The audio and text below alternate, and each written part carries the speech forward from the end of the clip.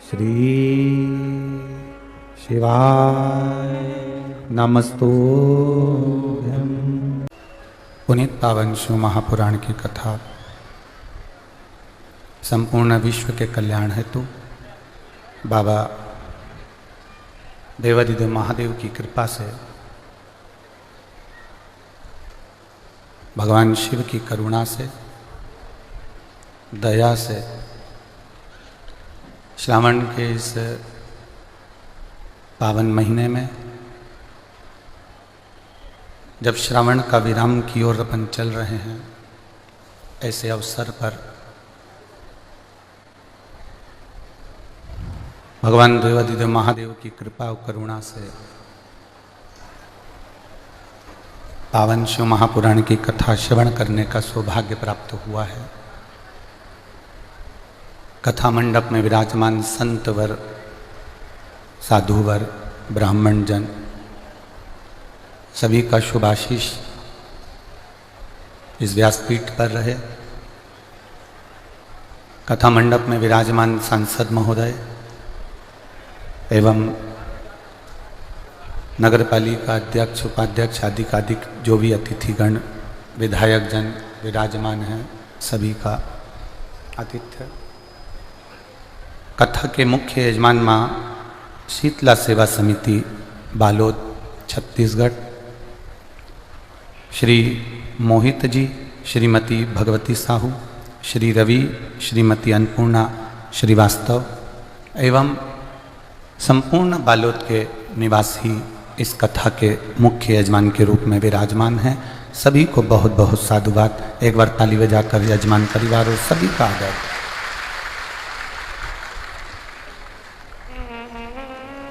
भक्ति और मुक्ति का एक अनोखा संगम है शिव महापुराण।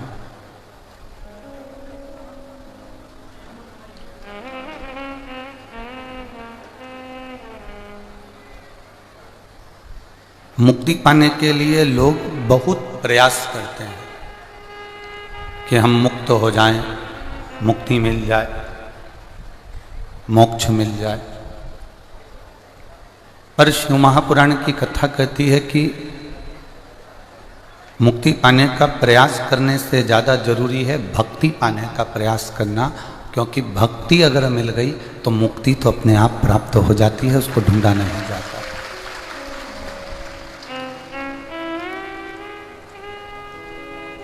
इन शरीर के माध्यम से, इंद्रियों के माध्यम से आप और हम भगवान की अविरल भक्ति को जैसे प्राप्त कर सकते हैं वैसे प्राप्त करें।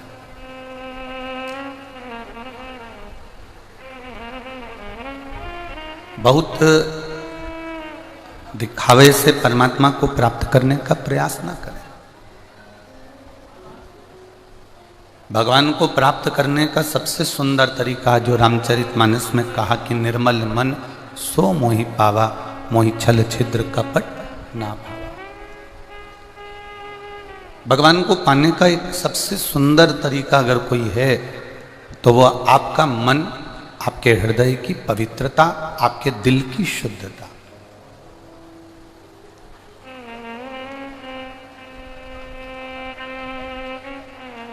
साबुन लगा लेने से या शरीर पर साबुन मल लेने से शरीर का मेल साफ हो सकता है, पर मन का मेल साबुन से कभी साफ नहीं।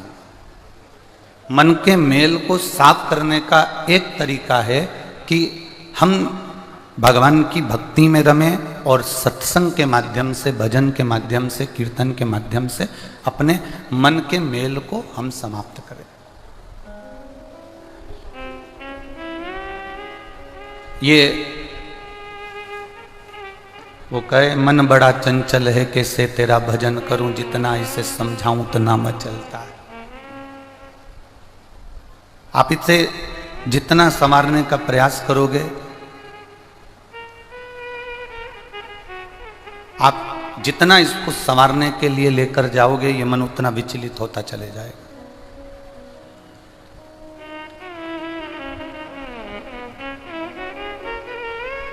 जो राम जी ने नियम धारण करा था, जो नियम भगवान कृष्ण ने धारण करा था, वो नियम आज भारत भूमि का ही नहीं, देश का ही नहीं, विदेश का व्यक्ति भी धारण कर रहा है।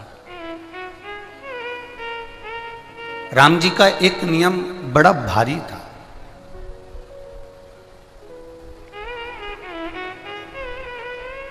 राम जी का एक नियम, कभी कभी आपने रामेश्वर धाम की अगर कथा सुनी हो कि भगवान शंकर का रामेश्वर धाम में भगवान राम जी ने शिव जी की स्थापना करी, शिव जी को प्रतिष्ठित करा। कभी आपने सुना हो, अपन कहते हैं कि समुद्र पार करना था, इसलिए राम जी ने शंकर भगवान की पूजन करी, अर्चना करी। पर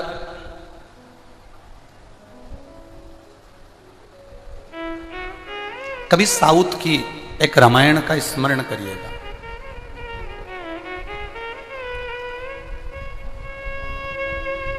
और साउथ की एक रामायण में, जिसके अंतर्गत मन रामायण के अंतर्गत वर्णन किया कि राम जी का एक नियम बड़ा भारी था कि जब तक वो शंकर जी को जल नहीं चढ़ाते थे तब तक वो मुख में जल नहीं लेते थे। यह राम जी का नियम था। शिव जी को जल चढ़ाए बिना मेरे राम जी जल पीते नहीं थे। शंकर जी को जल चढ़ाए बिना मेरे राघव जी जल पीते नहीं थे। उनका जो नियम था वो बड़ा भारी था। जब समुद्र के किनारे पहुंच गए, समुद्र के तट पर पहुंच गए, तब राम जी को प्यास लगी तो राम जी ने लक्ष्मण जी से कहा, लखन, ए लखन। लखन बोले, जी भैया, बहुत प्यास लग रही है, पर समुद्र के तट पर तो खारा ही खारा पानी है, और ये समुद्र के तट पर जो खारा पानी है मैं पीऊं तो पीऊं कैसे? जाओ कहीं से मीठा जल, निर्मल जल मेरे लिए लेकर आओ। लखन लाल जी गए, भगवान श्री लक्ष्मण जी शेषनाग अवतारी मेरे लखन लाल जी गए, जल लेकर आए और उन्होंने बालू रेत का शिवलिंग बनाकर उस पर जल चढ़ाया। तब मेरे राम जी ने जल को पिया, तब मेरे राम जी ने जल का आचमन करा। राम जी का एक नियम प्रबल था कि बिना जल चढ़ाए वो जल नहीं पीते थे। भगवान कृष्ण का एक नियम था, बिना जल चढ़ाए वो अपने द्वारका के सिंहासन पर नहीं बैठते थे। राजा विक्रमादित्य का एक नियम था, वो भगवान शंकर को जल चढ़ाए बिना अपने 32 सिंहासन पर नहीं बैठते थे। और राजा भोज का नियम था कि वो भगवान को जल चढ़ाए बिना अपनी सत्ता को ठीक तरह से एक निर्णायक के रूप में, जब तक वो जल ना चढ़ाते थे तब तक निर्णय नहीं दिया करते थे। ऐसा जब तक जल ना चढ़ाया राम जी ने तब तक जल नहीं पिया। भगवान कृष्ण ने जब तक जल नहीं चढ़ाया तब तक द्वारका के सिंहासन पर बैठते नहीं थे। रुक्मणी जी ने पूछा, आज आप सिंहासन पर नहीं बैठे? भगवान कहते थे कि मेरा जल चढ़ाना रह गया है, मैं जल चढ़ाऊंगा, सिंहासन पर बैठूंगा। एक बार भगवान कृष्ण ने रुक्मणी जी से पूछ लिया था, सीता जी ने राम जी से पूछ लिया था कि तुम बिना जल के पानी नहीं पीते, तुम बिना जल के सिंहासन पर नहीं बैठते। विक्रमादित्य जी से भी पूछा गया कि आप बिना जल के अपने 32 सिंहासन पर नहीं बैठते, आखिर कारण क्या है? तो राम जी ने कहा कि जल चढ़ाकर जल पीता हूं, उससे मेरी इंद्रियां प्रबल होती हैं। और भगवान कृष्ण कहते हैं जल चढ़ाकर सिंहासन पर इसलिए बैठता हूं क्योंकि मुझसे कोई निर्णय गलत ना हो जाए और पूरे राष्ट्र का उत्थान हो जाए, इसलिए मैं सिंहासन पर जल चढ़ाकर बैठता हूं। इससे जल की मूलता बड़ी है, इस जल की बड़ी प्रबलता है। आप अगर रोज भगवान शिव को जल चढ़ाने के लिए जा रहे हैं, भगवान शंकर के मंदिर में पहुंचकर जल समर्पित कर रहे हैं, तो उसमें आपको प्रसन्नता होना चाहिए कि मेरा निर्णय अब मेरे महादेव करते हैं, मेरी बुद्धि अब मेरे महादेव संभालते हैं, मेरा चित्त मेरे महादेव संभालते हैं। विनाश काले विपरीत बुद्धि। अब एक बात ये, एक बार ये कथा पहले कह चुके हैं, तो वहां पर किसी ने एक प्रश्न लिखकर भेज दिया था पत्र पर कि रावण भी तो शंकर भगवान को जल चढ़ाता था, फिर उसकी बुद्धि विपरीत कैसे हो गई? ये प्रश्न आपके भीतर भी जागृत होना चाहिए। किसी और वाला गुरुजी जब देखो जब जल की महत्वता करते हैं कि जल राम जी ने चढ़ाया, जल कृष्ण जी ने चढ़ाया, जल विक्रमादित्य जी ने चढ़ाया, राजा भोज ने चढ़ाया, जल सबने चढ़ाया, भगवान नारायण ने चढ़ाया, माँ लक्ष्मी जी ने चढ़ाया, ब्रह्मा जी ने चढ़ाया, माता पार्वती ने जल चढ़ाया। तो ये एक प्रसंग आता है कि फिर रावण भी तो जल चढ़ाता था, उसकी बुद्धि विपरीत कैसे हो गई, उसकी बुद्धि कैसी विपरीत था। और अपन कहते भी हैं विनाश काले विपरीत बुद्धि, विनाश का जब समय होता है तो बुद्धि विपरीत हो जाती है। ये अपन कह रहे हैं, अपन बोलते हैं कि विनाश काले विपरीत। तो रावण क्या जल नहीं चढ़ाता था? रावण क्या जल समर्पित नहीं करता था? दो तरह का जल चढ़ाना होता है, बहुत ध्यान से सुनना। एक जल चढ़ाना वो होता है जो आप रोज भगवान के मंदिर में जा रहे हो, जल समर्पित कर रहे हो। और दूसरा जल चढ़ाना वो होता है कि चार माताएं जब जल चढ़ाने जाती हैं तब अपना मन कर जाता है कि जल चढ़ा दो। चार लोग जा रही हैं तो अपन भी चल चलो, या कोई बीमार पड़ गया, कोई दुखी हो गया, कोई कष्ट में आ गया तो मंदिर याद आ गया। जल चढ़ाना या फिर कुछ कामना हमारे भीतर है तो हमने जल चढ़ा दिया, कामना पूरी हो गई, जल चढ़ाना बंद कर दिया, हमारा कार्य पूरा हो गया और जल चढ़ाना हमने बंद कर दिया। बस रावण इसी सोच का था।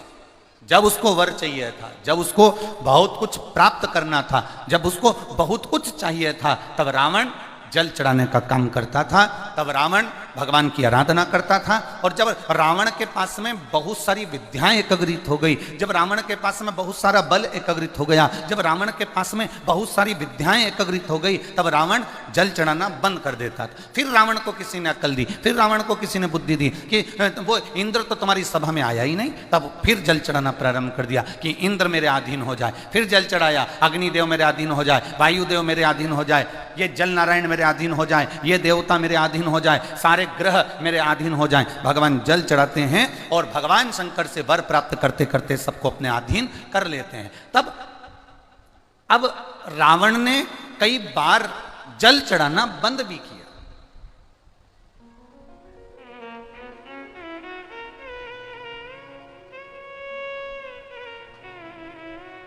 मांगने के लिए हमने भगवान की आराधना कर ली, मांगने के लिए हमने बहुत कुछ आराधना करी, पर उसके बाद जब हमारा कार्य सिद्ध हो गया तो हमने भगवान का द्वार छोड़ दिया।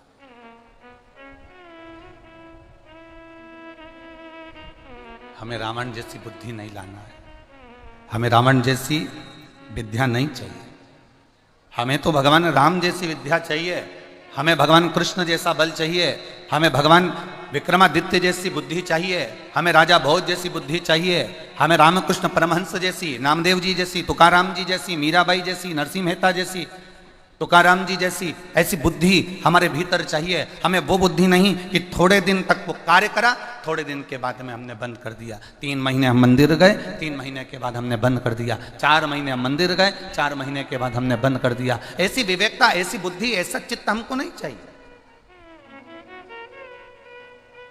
हम भगवान का गुणगान नित्य प्रति करते रहे, हम भगवान का भजन नित्य प्रति करते रहे, हम भगवान का स्मरण नित्य प्रति करते रहे, हम भगवान का मंत्र जाप नित्य प्रति करते रहे।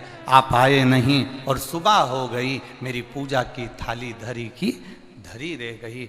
आखिर कारण क्या है, क्यों धरी रह गई? ऐसी कौन सी हमसे गलती हो गई? ऐसा क्या हो गया जिसके कारणवश भगवान हमारे सम्मुख में नहीं आते, जिसके कारणवश भगवान हमारे सामने नहीं आते?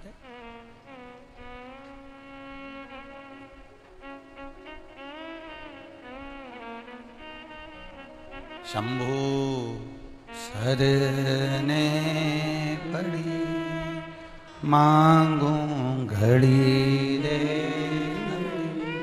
दुख काटो, दया करी ने दर्शन ओ। शंभु शरने मांगू घड़ी रे दुख काटो, दया करी ने दर्शन। हम नित्य प्रति भगवान के दरवाजे जाएं, हम नित्य प्रति भगवान की चौखट पर जाएं, हम नित्य प्रति भगवान के द्वार पर पहुँचें, हम नित्य प्रति भगवान की शरणागति में पहुँचें, तो हमारी जीवन की एक आनंदता है। थोड़े दिन पूजा बंद कर दिया, थोड़े दिन जल चढ़ाया बंद कर दिया, दुख आया बंद कर दिया, तकलीफ आई बंद कर दिया, बीमारी हो गई, कष्ट आ गया, मंदिर भी गए, जल भी चढ़ाया तो भी बीमारी नहीं मिट रही, बहुत पूजा अर्चना कर ली तो भी बीमारी नहीं मिट रही, बहुत आराधना कर ली तो भी बीमारी नहीं मिट रही। ये मत सोचना कि भगवान ने तुम्हारे लिए दुख दे रखा है, ना ना, थोड़ा हमारे पूर्व जन्म का भी कर्म हमको भोगना पड़ता है इस मृत्यु लोक में आकर। कल सोमनी की कथा सुनी थी ना आपने, सोमनी की कथा कल अपन ने सुनी। जो ब्राह्मण के घर में जन्म लेने वाली बेटी थी वो गलत संगत में पड़ गई थी, और गलत संगत में पड़ी, उसको यौवन का एक आनंद था, तो बाद में जन्म लेने के बाद आंख से अंधी भी बनी और शरीर में कोढ़ भी हो गया, शरीर भी बेकार हो गया, अंधी भी हो गई, भटकती फिरी। ये हमारे पूर्व जन्म के कर्म हैं। कोई बड़ी बीमारी हो जाए, कोई बड़ा कष्ट आ जाए, कोई बड़ा बात हो जाए, समझना हमारे पूर्व जन्म के कर्म का भोग आज हम भोग रहे हैं। उस कर्म के भोग को हम जितना जितना भजन करेंगे, जितना जितना बाबा का स्मरण करेंगे, जितना जितना शिव की भक्ति करेंगे, जितना जितना भगवत भजन की ओर आगे बढ़ेंगे, उतना उतना हमारी कर्म की गति कटती चली जाएगी। हाँ, कोई तुमसे कह दे कि मेरे पास सजाना मैं ऐसी विद्या दे दूंगा, मेरे पास सजाना मैं ऐसी भभूति दे दूंगा, मेरे पास सजाना ऐसी बेल दे दूंगा जिससे तुम्हारा ये काम हो जाएगा, ये व्यर्थ की बात है। अपने कर्म का भोग अपने को भोगना है। हमने पहले भी कथा में कहा, छींक अगर हमें आ रही है हमें छींकना है, खांसी हमें चल रही है हमें खांसना है, भूख हमें लग रही है भोजन हमें करना है, प्यास हमें लग रही है पानी हमें पीना है, दर्द हमें हुआ है तो गोली हमें खाना है। उसी तरह अगर कष्ट हमको है तो भगवान का भजन भी हमें करना है जिससे यह कष्ट मिट जाए। उस प्रभु का नाम हमको जपना है जिससे हमारे जीवन का ये कष्ट, हमारे जीवन की ये तकलीफें, हमारे जीवन का ये दर्द हमारा स्वयं का समाप्त हो जाए। ये हमको करना, हमारे लिए।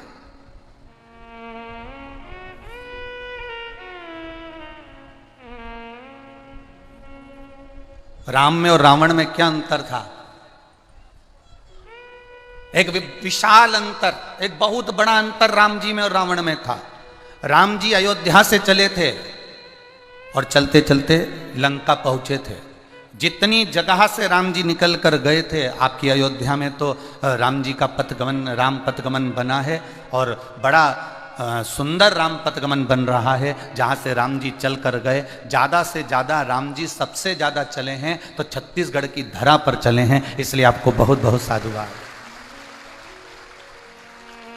राम पथगमन में आप अगर घूम कर आएंगे, राम पथगमन जब बन जाए तब जाकर देखना, पूरे राम पथगमन में जहां जहां राम जी चलते थे, जहां जहां राम जी रुकते थे, उन्होंने शंकर भगवान के शिवलिंग की स्थापना करी। आप कहीं पूछेंगे ये राम जी कहाँ के, तो कोई बता देगा ये राम जी के हाथ के हैं, राम जी ने इसकी स्थापना करी थी। पूरे भारत की भूमि पर जहां से राम जी चलकर वन में से गए हैं, वहां अयोध्या से लेकर लंका तक के बीच में जहां कहीं पर भी जाओगे तो तुम्हें जो शिवलिंग मिलेंगे वो लोग कहेंगे ये पांडवों द्वारा बना, ये भीम के द्वारा बना, ये अर्जुन के द्वारा बना, ये नकुल के द्वारा बना। लोग कहेंगे ये राम जी के द्वारा बना, ये राम की स्थापना है, ये सीता जी ने स्थापना करी थी, ये लक्ष्मण जी ने स्थापना करी थी, ये हनुमान जी ने स्थापना करी थी। पूरे राम पथगमन पर जितने शंकर जी के मंदिर मिलेंगे, उस मंदिर में आप पूछेंगे तो कहेंगे ये राम जी की स्थापना है, राम जी ने स्थापना करी थी। राम और रावण में केवल एक अंतर है, राम जिस जगह से चलते थे वहां धर्म की ध्वजा फहराते चलते थे, और रावण जहां से चलता था वह धर्म को समाप्त करते हुए चलता था।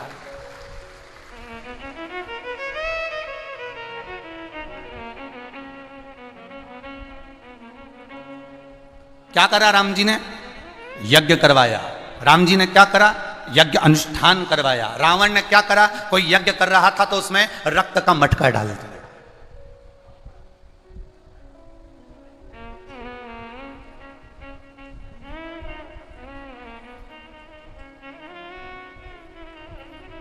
कितने भाई हैं राम जी? जम के बोलो जरा, जम के जरा बोलो। 4 भाई। राम जी का नियम है जल चढ़ाए बिना जल नहीं पीते, ठीक है। दूसरे नंबर पर भरत जी, दूसरे नंबर पर है भरत जी। भरत जी का नियम है ब्राह्मण को भोजन कराते हैं और शिव जी का अभिषेक करते हैं। भरत जी का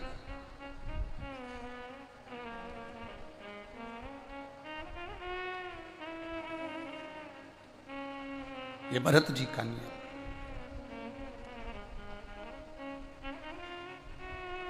राम जी का नियम है जल चढ़ाएंगे तब जल पिएंगे,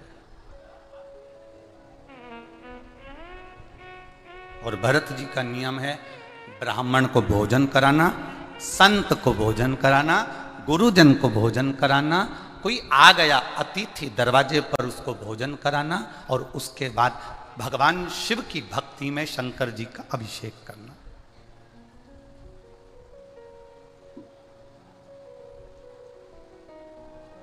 तो वो कहते हैं ना, रामचरितमानस अयोध्या कांड की एक चौपाई, बड़ा सुंदर भाव उसमें वर्णन किया गया, बड़ा सुंदर। अरे विप्र जेवाई देहि दीन दाना, विप्र जेवाई देहि दीन दाना, शिव अभिषेक करहि विधि नाना। विप्र जेवाई सब बोलिए, ना बोलते बने तो ताली से बार। विप्र जेवाई देहि दीन दाना, विप्र जेवाई देहि दीन दाना, ओ विप्र जेवाई देहि दीन दाना, विप्र जेवाई देहि दीन दाना, शिव अभिषेक करहि विधि नाना, शिव अभिषेक करहि विधि नाना। भगवान श्री भरत जी महाराज, भरत जी भाव के साथ में भोजन करा रहे हैं, भरत जी भाव के साथ में आनंद से अभिषेक कर रहे हैं, भरत जी भाव के साथ में अभिषेक कर कर फिर संत साधु गुरुजन को भोजन पवा रहे हैं, भोजन पवा रहे। मंगल भवनया मंगल हारी, मंगल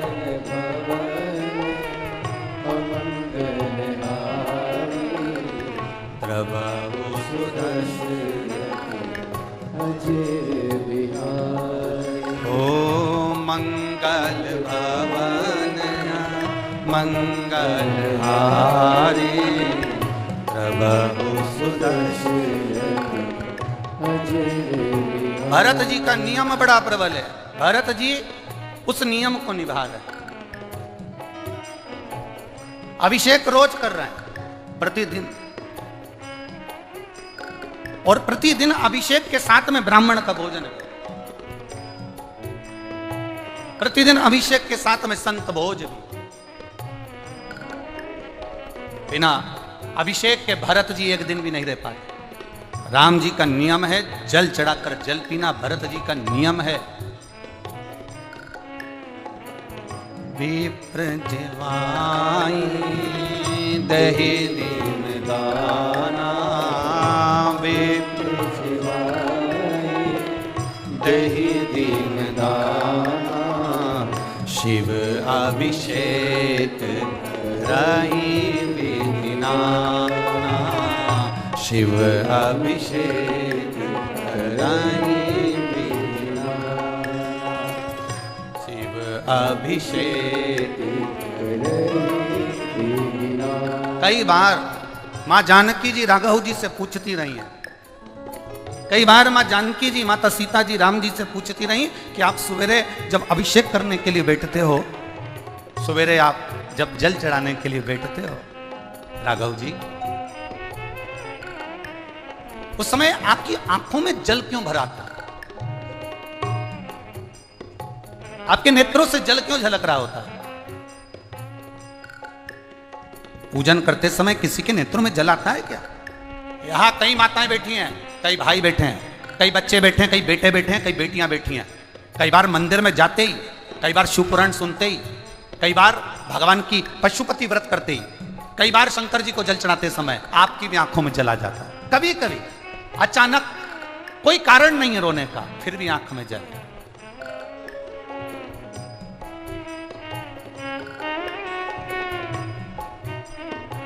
पूछा मां जानकी जी ने, सेवा करते समय,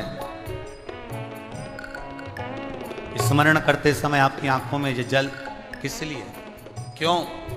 राम जी ने कहा, जानकी जैसे मेरा नियम है, जैसे मेरा नियम है जल चढ़ाकर जल पीने का, ऐसे मेरे भाई का नियम है, भरत का। अभिषेक करता है, ब्राह्मण भोजन कराता है, संत का भोजन कराता है, जब तक किसी को भोजन ना करा देता तब तक वो कुछ लेता नहीं। मैं जल चढ़ाए बिना जल नहीं पीता, वो अभिषेक के बाद ब्राह्मण संत सतगुरु को भोजन कराए बगैर भोजन नहीं करता, कंदमूल फल नहीं खाता। तो आप रो क्यों रहे? आपकी आंखों में जल क्यों है?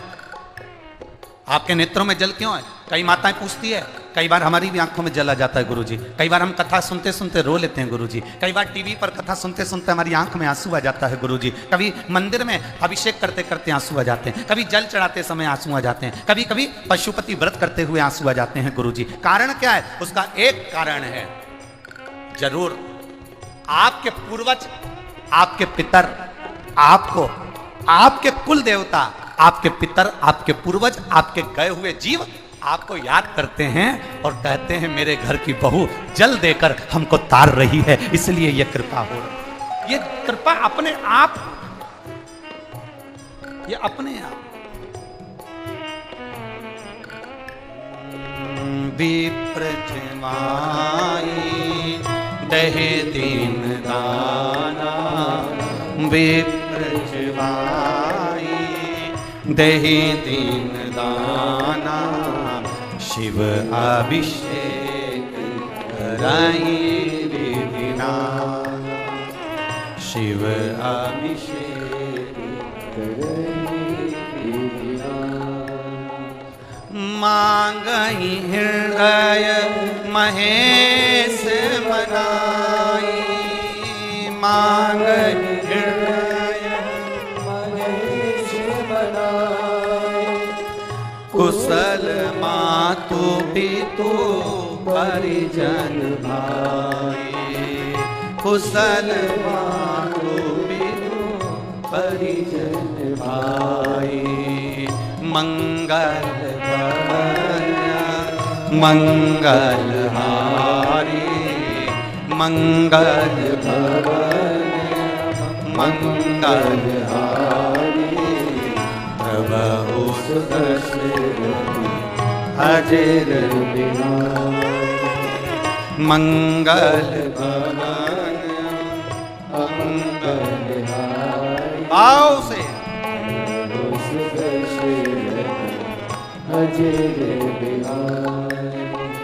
श्री राम जय राम, जय जय राम, श्री राम जय राम, जय जय राम, श्री राम। सब गाइए, जय जय राम, श्री राम जय राम, जय जय राम, श्री राम जय राम, जय जय राम, श्री राम जय राम, जय जय राम, श्री राम जय राम, जय जय राम, श्री राम जय राम, जय जय राम। जानकी भरत भूखा है, जानकी भरत ने आज भोजन नहीं करा,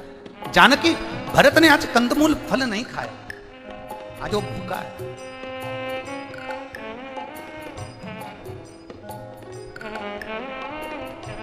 जानकी जी ने कहा राघव जी से, स्वामी आप जिन शंकर की पूजन कर रहे हो ना, उनको कहते हैं शंकर। शंकर का मतलब होता है सारा सुख देने वाला, सर्व सुख प्रदान करने वाला। काशी में उसको विश्वनाथ कहते हैं। विश्वनाथ का मतलब होता है दुनिया में कोई अनाथ नहीं है, क्योंकि बेटा हमारा विश्वनाथ है। तो आप चिंता मत करो, चिंता करेंगे विश्वनाथ। पेट भरने की जवाबदारी उनकी है, क्यों टेंशन लेना, छोड़ो उन पर। थोड़ी देर बाद राम जी मुस्कुराते हुए दिखते हैं। क्यों? अब भरत ने अभिषेक कर कर एक संत को भोजन करा दिया, अब मुझे तृप्ति हो, अब मुझे आनंद हो। ये नियम है, ये साधारण नियम नहीं। आप भी एक नियम लेकर बैठो कि मैं जल चढ़ाने रोज जाऊंगी। एक नियम लेकर बैठो कि एक चावल का दाना देवादिदेव महादेव को जरूर चढ़ाऊंगी। एक नियम बना लो कि मैं एक बेलपत्र अगर नहीं होगी तो मंदिर की उठाकर मंदिर में ही चढ़ा दूंगी। एक नियम बना लो कि मैं रोज शंकर जी के मंदिर में झाड़ू लगाऊंगी। एक नियम बनाती हूँ मैं शंकर जी के मंदिर में सफाई करूंगी। एक नियम बनाती हूँ मंदिर में ज्यादा दिए रखे होंगे उनको उठाकर एक कोने में ले जाकर रखूंगी। एक नियम बनाती हूँ कि मंदिर में कहीं जाला लग रहा होगा तो उस मंदिर के जालों को समाप्त कर दूंगी, तो मेरी जिंदगी का जंजाल भी समाप्त हो जाएगा। एक नियम जो भरत जी भी बना लिए। विप्रजवाई दहि दीन दाना, विप्रजवाई दहि दीन दाना, शिव अभिषेक नहीं दीना, शिव अभिषेक नहीं दीना। मंगल भवन मंगलहारी, मंगल भवन मंगलहारी, प्रभु सुदर्शन अजर बिहारी, सुदर्शन अजर बिहारी, प्रभु सुदर्शन अजर बिहारी, प्रभु सुदर्शन अजर। अपने जीवन का एक संकल्प, एक नियम, एक व्रत अपनी जिंदगी में धारण कर लो। धारण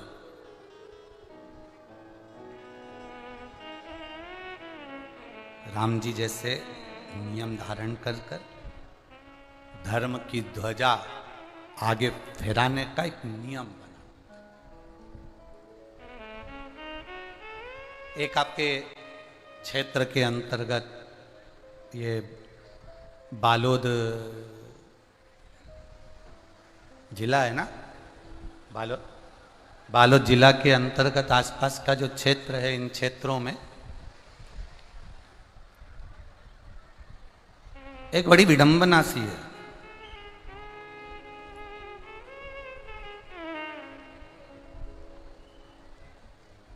राम जैसे लोग थोड़े कम हो गए और रावण जैसे लोग बढ़ गए। क्या करा उन्होंने? गणेश जी की पूजन क्यों कर रहे हो? देवी जी की पूजन क्यों कर रहे हो? शिव जी की पूजन क्यों कर रहे हो? क्या होगा इससे? क्या मिलेगा इससे? भगवान गणेश जी की पूजन कर कर क्या करोगे? देवी जी की पूजन कर कर क्या करोगे? आने वाले समय में ये तुमसे कहेंगे तुम्हारे बाप को भोजन देकर भी क्या करोगे? ये आने वाले समय में बड़ी विडंबना रहेगी। जंगलों में रहने वाले वनवासी, आदिवासी, भील आदि कादिक जो वनों में निवास कर रहे हैं, जितने जितने क्षेत्रों में वनों में आपका निवास है, मेरा निवेदन है अपने कुल के जो इष्ट देव हैं आप जिस देवता का पूजन करते आए हो, आप जिस देवता की आराधना करते आए हो, आप जिस देवता की आराधना में शुरू से डूबे हुए हो, आप जिस देवता की आराधना में पूर्व से डूबे हुए हो, उस देवता की आराधना आप करते रहिए। क्यों? दुनिया के लोगों का काम है आपको धर्म से हटाकर अधर्म की ओर ले जाना, पर भगवान आपका हाथ पकड़कर आपकी जिंदगी को सार्थक कर देता है, आपके जीवन का कल्याण कर देता है, आपके जीवन की सार्थकता सिद्ध कर देता है। आप श्रेष्ठ कर्म की ओर आगे बढ़ो, अच्छे कर्म की ओर आगे बढ़ो। हम हमेशा कहते हैं धर्म की, जम के बोले जरा, धर्म की, अधर्म का, प्राणियों में, विश्व का। ठीक है, बस ठीक। तुम्हारे बोलने से हो जाएगा? फिर करना क्या पड़ेगा? फिर से बोल लो, धर्म की, अधर्म का, प्राणियों में, विश्व का। हौरी जी बालोद वाली,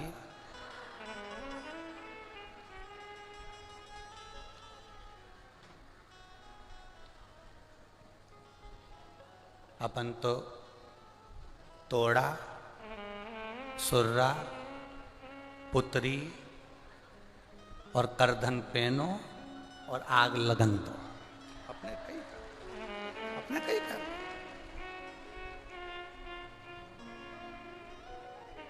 करधन का मतलब मालूम है तुमको? छत्तीसगढ़ में माताएं पहनती करधन। अरे जम के तो बोलो जरा। छत्तीसगढ़ की माताएं छत्तीसगढ़ में करधन पहनती कमर में। करधन का मतलब होता है, इसको शादी में भी करधन दिया जाता है। बोलो सही है कि गलत है? और करधन उसको कहा जाता पहनो। करधन का मतलब होता है कमर कस के रखो, कभी भी युद्ध के मैदान में और कभी भी इन विषम परिस्थितियों में तुम्हें लड़ना पड़ सकता है, वो कमर कसी होना चाहिए। एक होता है तोड़ा, मुंडा तोड़ा नहीं है? तोड़ा कहां पहनते हो? जम के बोलो जरा। पांव के अंदर तोड़ा, ऐसा मोटा सा, बड़े आनंद के साथ में वो मोटा एक कड़ी जैसा होता है तोड़ा, जो छत्तीसगढ़ की माताएं अपने पांव में पहनती है। उसका मतलब ये होता है, तोड़ा एक बार अगर पहन लिया तो मरते तक पांव में पड़ा रहता है, वो टूटता ही नहीं है। माताएं पायल बदलने पर तोड़ा नहीं बदलाता, इतना मजबूत होता है। और जिस समय उसको जरूरत पड़ जाए कि हाँ कोई विधर्मी मेरी ओर देख रहा है, तो वो ही तोड़े से उसका मुंडा तोड़ देती है। कुछ सहज है।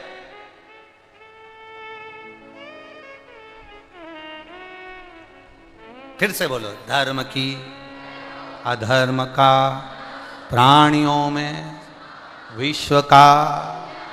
बस ठीक है, हो गया। बोलने से नहीं होने वाला,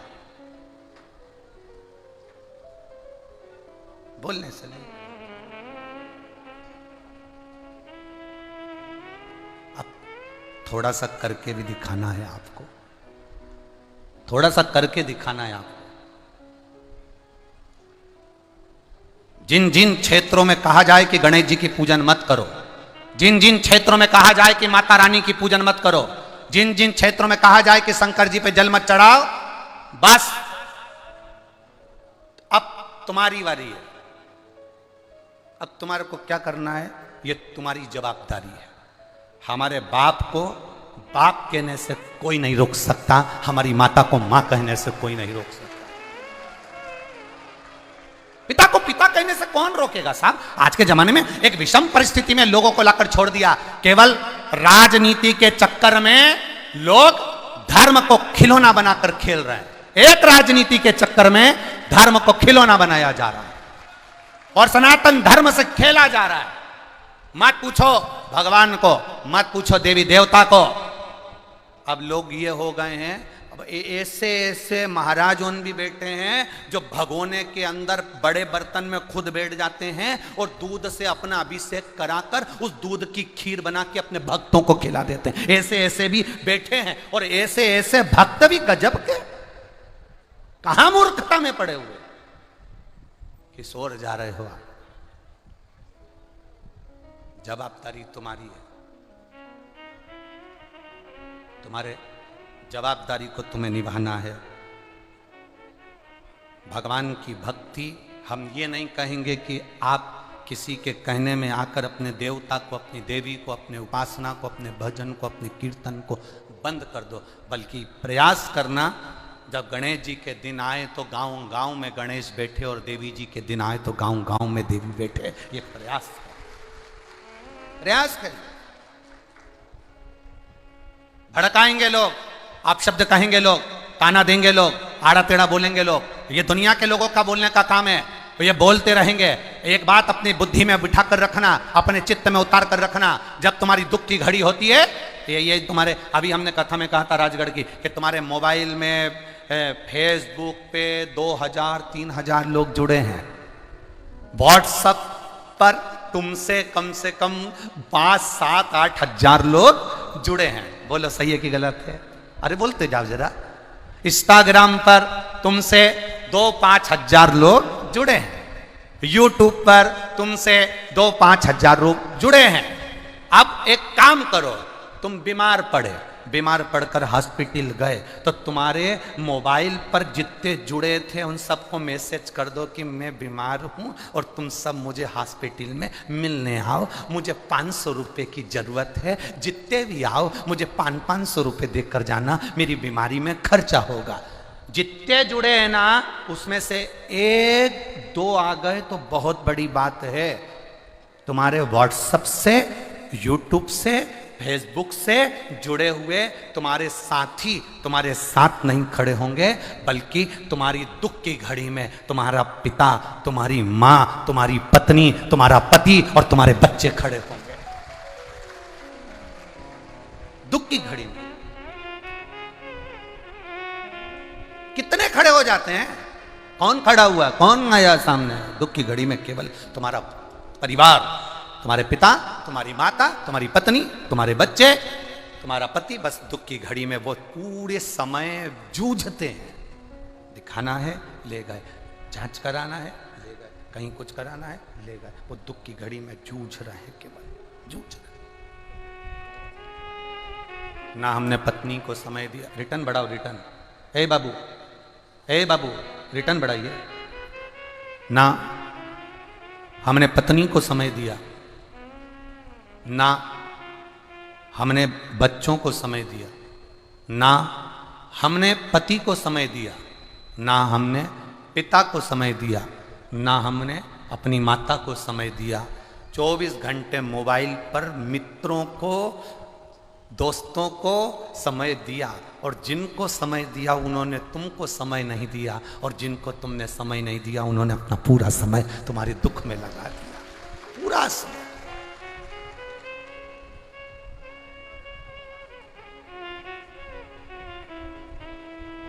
जब कोई नहीं आता मेरा बाबा आता है, मेरे दुख की घड़ी में बड़ा काम आता है। जब महाराज आपकी विषम परिस्थिति में, आपकी दुख की घड़ी में, आपकी तकलीफ की घड़ी में, आपके कष्ट की घड़ी में कोई नहीं आएगा, तब वो विश्वनाथ, मेरा भोलेनाथ, तुमने जो 1 लोटा जल समर्पित करा है, वो शंभु, वो त्रिकालदर्शी, वो कैलाशी तुम्हारे तकलीफ की घड़ी में तुम्हारे सामने खड़ा मिलेगा। बाकी कब कोई आया कि नहीं आया पता नहीं।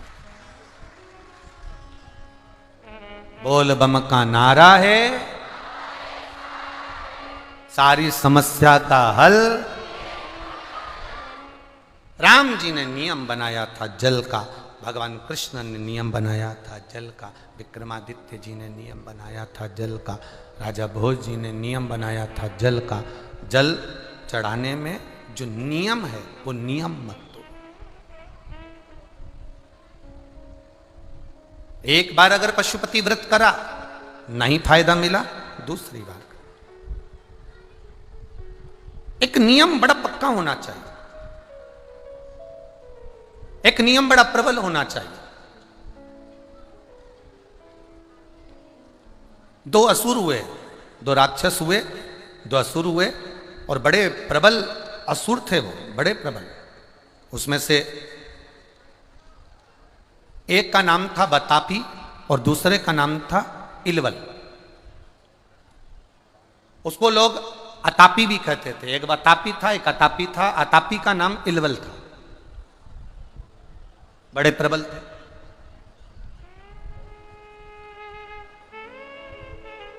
इन्होंने किसी की भक्ति नहीं करी। अब इन्होंने भक्ति करी तो केवल देवादिदेव महादेव की करी। और दोनों ने उन्हें मालूम था कि सबसे जल्दी अगर कोई राजी होने वाला देवता है, सबसे जल्दी अगर कोई राजी हो जाता है तो वो देवादिदेव महादेव हो जाता है, सबसे जल्दी राजी। जल चढ़ाया, दिल से चढ़ाया, राजी। शिव मंदिर के सामने से निकलकर चले गए, मंदिर के अंदर भी नहीं गए, दिल से शिखर का दर्शन कर लिया और हाथ जोड़कर कह दिया, बाबा इस कार्य के लिए जा रही हूं, आप संभाल लेना बाबा, तेरे भरोसे हूं बाबा, बस तू संभाल लेना। तो संभाल।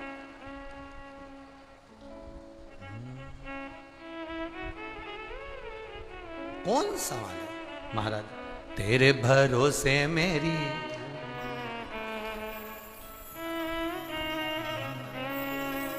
तेरे भरोसे मेरी गाड़ी, तू जाने तेरा काम जाने।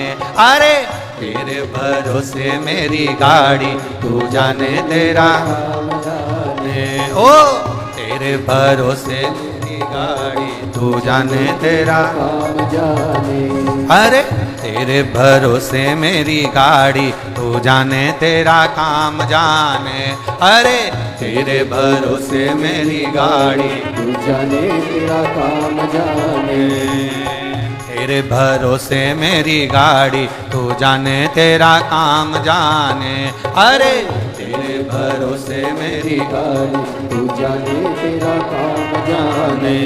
तू जाने तेरा काम जाने, तू जाने तेरा काम जाने, तू जाने तेरा काम जाने, तू जाने तेरा काम जाने। ओ तू जाने तेरा काम जाने, तू जाने तेरा काम जाने, तू जाने तेरा काम जाने, तू जाने तेरा काम जाने। अरे तेरे भरोसे मेरी गाड़ी, तू जाने तेरा काम जाने। ओ तेरे भरोसे मेरी गाड़ी, तू जाने तेरा काम जाने। अरे तेरे भरोसे मेरी गाड़ी, तू जाने तेरा काम जाने। ओ तेरे भरोसे मेरी गाड़ी, तू जाने तेरा काम जाने।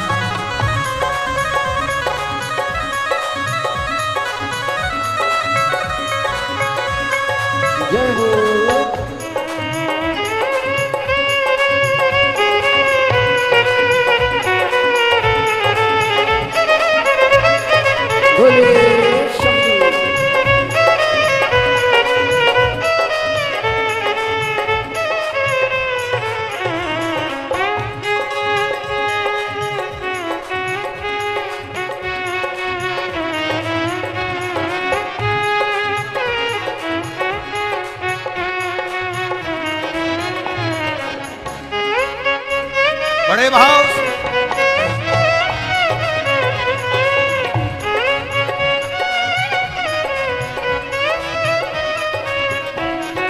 छोड़ दिया सब भार तुम्हें पर, छोड़ दिया सब भार तुम्हें पर, छोड़ दिया सब भार तुम्हें पर, छोड़ दिया सब भार तुम्हें पर, जीत तुम्हें पर हार तुम्हें पर, जीत तुम्हें पर हार तुम्हें पर, अब है पहली बारी तू जाने तेरा काम जाने, अब है पहली बारी तू जाने तेरा काम जाने, तू जाने तेरा काम जाने, तू जाने तेरा काम जाने, तू जाने तेरा काम जाने, तू जाने तेरा काम जाने, तू जाने तेरा काम जाने, तू जाने तेरा काम जाने, तू जाने तेरा काम जाने, तू जाने तेरा काम जाने। अरे तेरे भरोसे मेरी गाड़ी, तू जाने तेरा काम जाने, ओ तेरे भरोसे मेरी गाड़ी, तू जाने तेरा काम जाने, अरे तेरे भरोसे मेरी गाड़ी, तू जाने तेरा काम जाने, ओ तेरे भरोसे मेरी गाड़ी, तू जाने तेरा काम जाने।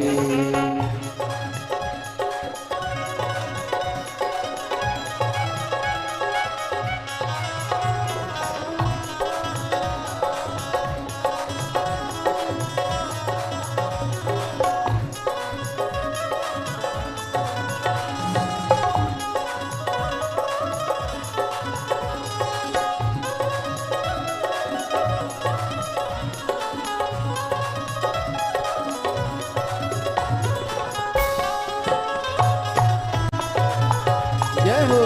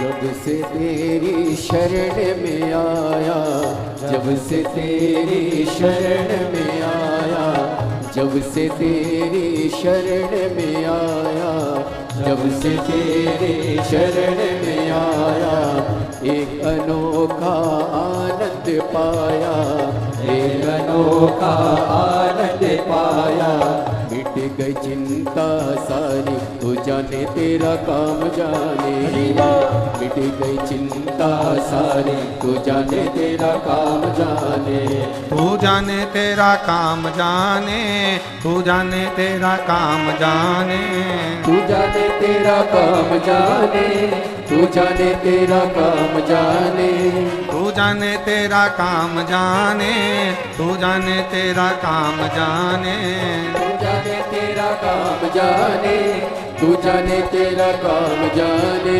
अरे तेरे भरोसे मेरी गाड़ी, तू जाने तेरा काम जाने, ओ तेरे भरोसे मेरी गाड़ी, तू जाने तेरा काम जाने, अरे तेरे भरोसे मेरी गाड़ी, तू जाने, ओ तेरे भरोसे मेरी गाड़ी, तू जाने तेरा काम जाने।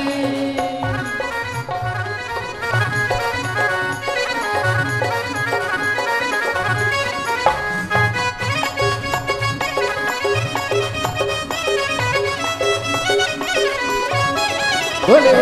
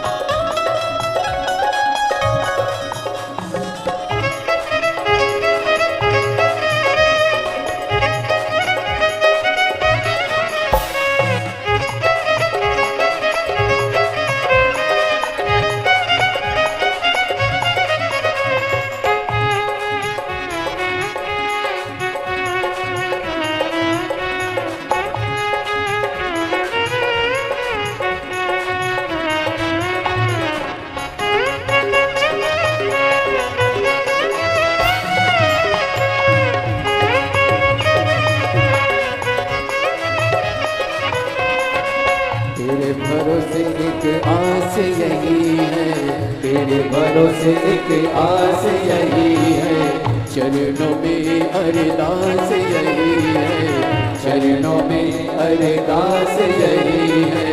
तेरे भरोसे एक आस यही है, तेरे भरोसे एक आस यही है, चरणों में अरदास यही है, चरणों में अरदास यही है। रखना लाज हमारी तू जाने तेरा काम जाने, जय हो।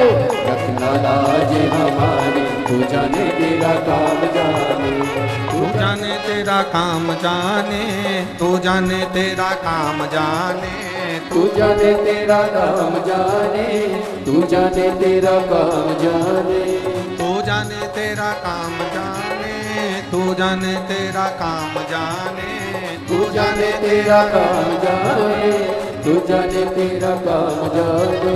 अरे तेरे भरोसे मेरी गाड़ी, तू जाने तेरा काम जाने, ओ तेरे भरोसे मेरी गाड़ी, तू जाने तेरा काम जाने। अरे तेरे भरोसे मेरी गाड़ी, तू जाने तेरा काम जाने, ओ तेरे भरोसे मेरी गाड़ी, तू जाने तेरा काम जाने, तू जाने तेरा काम जाने, तू जाने तेरा काम जाने, तू जाने तेरा काम जाने, तू जाने तेरा काम जाने। हर हर महादेव। अपने स्थान पर बैठकर भगवान देवादिदेव महादेव से अपने हृदय की बात, अपने दिल की बात बाबा देवादिदेव महादेव से कहिए, भाव के साथ, आनंद के साथ। जहाँ जगह मिले वहाँ बैठकर बाबा से प्रार्थना करिए। जो कार्यकर्ता खड़े हैं वो भी भगवान देवादिदेव महादेव से प्रार्थना करें, दिल से निवेदन करें, बाबा से अपने मन की बात भाव के साथ में करें।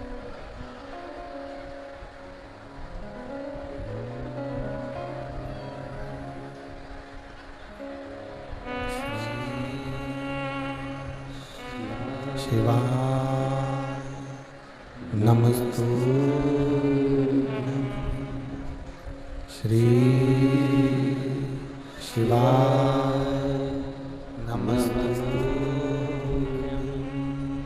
श्री शिवाय नमस्तु श्री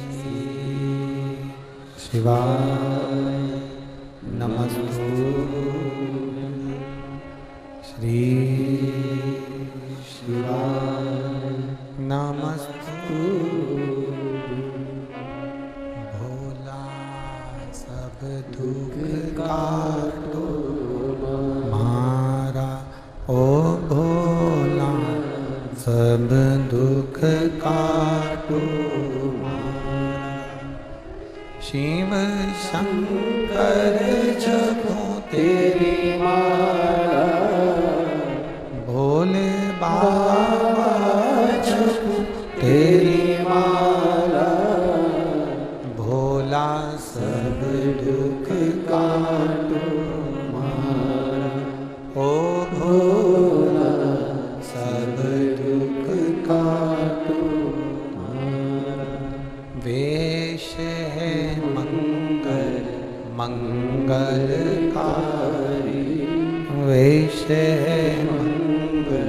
मंगलकारी शमशान वासी हमारा, शमशान वासी हमारा, ओ भोला सब दुख काटो,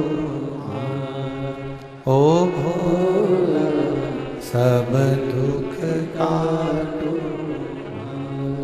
शिव कथा कह रही है, भगवान शंकर का संवाद कर रहा है, शिव महापुराण की कथा कर रही है। अपने जीवन की सार्थकता, कुछ नियम हम हमारे जीवन के बना, कुछ हमारे जीवन के हम नियम बनाकर चले। एक बतापी और इलावल, ये दोनों असुर हैं, राक्षस हैं, इनकी प्रवृत्ति असुर है। बहुत सारे वर इनके पास में थे, बहुत सारे वरदान इनके पास में थे। इन्होंने शिव जी की भक्ति करी, भगवान शंकर की भक्ति करी और शिव जी से भक्ति कर कर, शंकर भगवान की भक्ति कर कर वर प्राप्त करा इलावल ने कि अगर कोई मर गया, मान लो किसी के प्राण छूट गए, और मैं अगर आवाज लगाऊं, मैं अगर बुलाऊं, वो मरा हुआ व्यक्ति जिंदा दौड़कर मेरे पास में आना चाहिए। ये वर इलावल ने शिवजी से प्राप्त किया। और वातापी ने वर मांगा भगवान भोलेनाथ जी से कि मुझे वर दो कि मैं कोई भी रूप रख लूं, किसी भी रूप में चले जाऊं और वापिस फिर अपने असली रूप में आ जाऊं। ये वर देवादिदेव महादेव ने दे दिया। अभी आपको कहा था कि राम जी में और रावण में बहुत बड़ा अंतर है। राम जी यज्ञ करवाते हैं, अनुष्ठान करवाते हैं, पुण्य धर्म की ध्वजा को लेकर चलते हैं, और रावण का काम है कि जहां यज्ञ हो रहा है वहां पर रक्त का घड़ा भरकर उसमें डाल दो।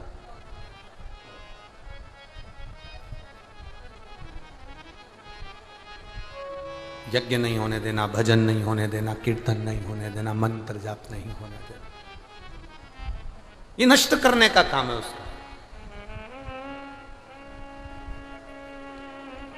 ये समाप्त करने का कार्य उसका। अब वातापी और इलवल, इन दोनों ने अलग अलग वर मांग लिए। इलवल ने मांगा कि कोई मरे हुए को भी मैं बुलाऊं तो वह आ जाए, और वातापी ने मांगा कि मैं रूप बदल कर कहीं पर भी किसी भी रूप में जा सकूं। शिव जी ने वर दिया।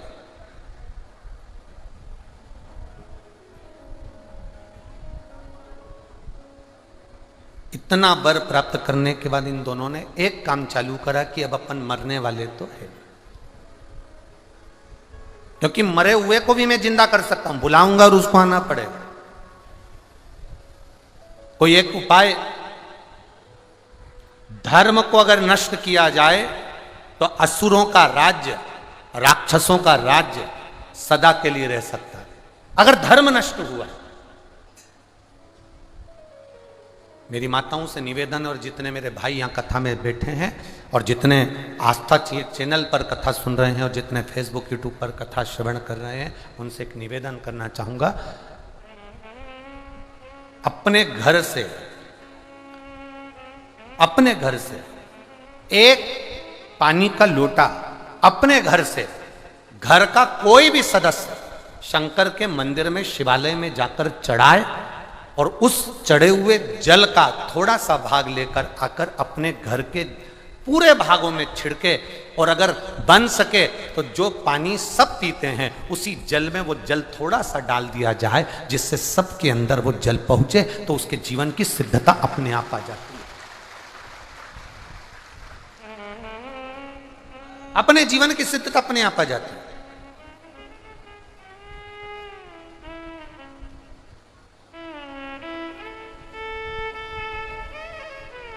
आप लोगों को बड़ी प्रसन्नता होना चाहिए, जितने शंकर जी के भगत हैं, जितने शिव के उपासक हैं, उनको बड़ी प्रसन्नता होना चाहिए, उनको बड़ी आनंदता होना चाहिए कि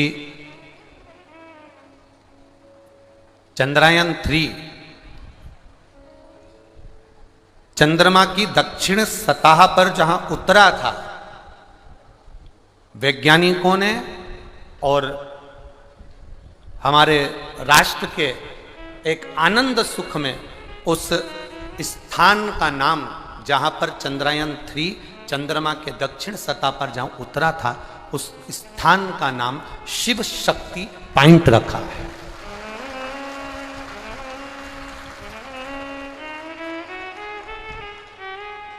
उस स्थान का नाम शिव शक्ति पॉइंट रखा है।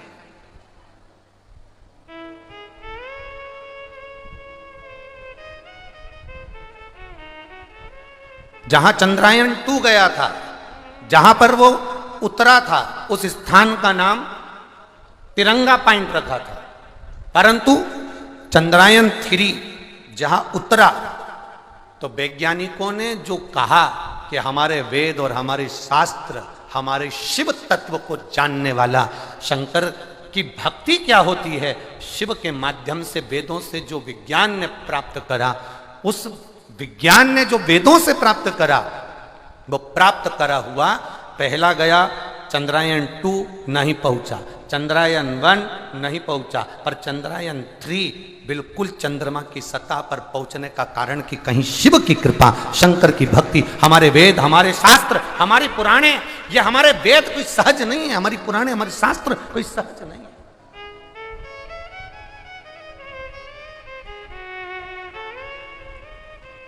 तो जहां चंद्रमा पर, जहां पर चंद्रयान-3 उतरा, उस स्थान का नाम रख दिया शिव शक्ति पॉइंट। मतलब हमारा कुछ भी नहीं इसमें, ये तो कहीं बाबा भोलेनाथ जी की जो कृपा इन वैज्ञानिकों पर हुई, और इन वैज्ञानिकों ने जो करा वो राष्ट्र के लिए गौरव का विषय बन गया, इस भारत की भूमि के लिए गौरव का विषय बन गया। अब आप जरा विचार करिएगा, कुछ तो शिव भक्ति का है रास्ता, कुछ तो बाबा की भक्ति का रसतत्व, शंकर भगवान की अविरल भक्ति का कुछ तो रसतत्व है हमारे जीवन का, जो हमें आनंद की अनुभूति कराता है, हमें आनंद की ओर लेकर जाता है, हमें सुख की ओर लेकर जाता है, हमें रसतत्व की ओर लेकर जाता है। कहीं ना कहीं शिव तत्व की भक्ति का बल है। खाली ना जाता कोई दर से तुम्हारे, खाली ना जाता कोई दर से तुम्हारे, मैं भी खड़ा हूँ नन्ही बाहें बसाए, अपने हृदय लगा लो, लगा लो, गिरा जा रहा हूँ उठा लो। शिव तत्व में कुछ तो है। एक पत्र आया है, पूरी मेडिकल की रिपोर्ट, एक्सरे, फाइल सब लगाई है उन्होंने, पूरी जांचें सब लगा कर भेजी।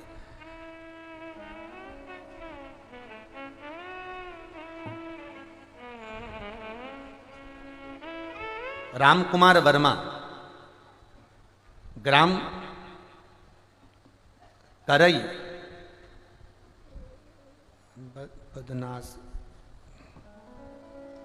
पोस्ट बदनास लिखा है, जिला बेमेतरा, छत्तीसगढ़। बदनाए है कि बदनास है, जो भी हो, इन्होंने लिखा है और उनमें मोबाइल नंबर लिखा। कहीं बैठे हो तो हाथ हिला सकते हैं, कहीं बैठे हो तो हाथ हिला सकते हैं। रामकुमार वर्मा, ग्राम करई, जिला बेमेतरा, बेमेतरा ही है, बेमेतरा, ठीक है? हाँ, तुम समझ गए ना, बस ठीक है, बाकी की तो सब समझ जाएंगे। तो जिला बेमेतरा, छत्तीसगढ़। कहीं बैठे हो तो हाथ हिला सकते हैं, जहाँ कहीं भी बैठे हो अपना हाथ हिला सकते हैं।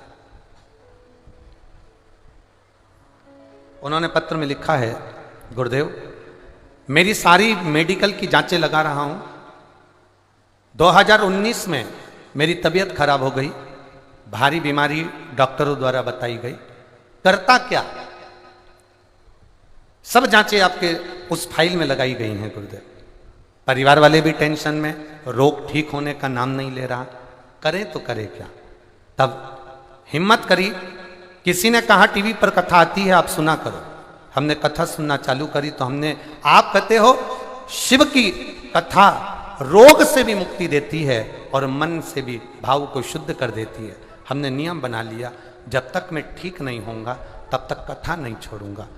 बस गुरुदेव, हम कथा सुनने के लिए भाटापारा भी गए, अब जरा ध्यान देना, बीमारी ठीक नहीं हुई।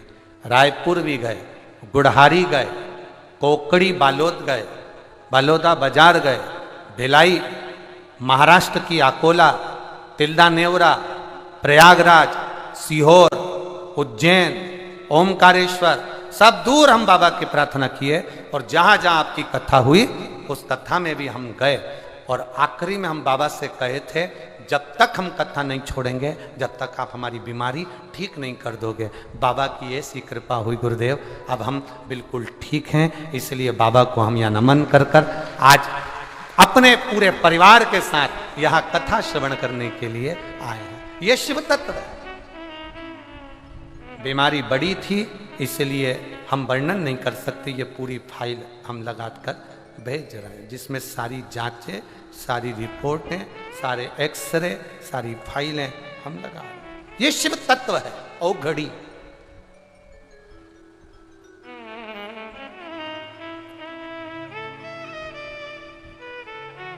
एक नियम ले लिया, नहीं छोड़ूंगा जब तक कथा, जब तक सुनेगा नहीं। मैंने सुना है कि तू खाली नहीं भेजता। ये पत्र में उसने लिखा, अपना फोटो भी लगाया उस व्यक्ति ने, अपना स्वयं का फोटो इस पत्र में भी लगाया कि पत्र में नीचे लिखा, मैंने सुना तू खाली नहीं छोड़ता तो मैं कैसे रह जाऊं। जब तक मेरी पूरी बीमारी नहीं जाती तब तक मैं भी नहीं जाता। अब मैं स्वस्थ हूं, अपने परिवार के साथ आज कथा श्रवण कर रहा हूं और पूरी बीमारी मेरी समाप्त हो गई। ये शिव तत्व है, ये घड़ी है।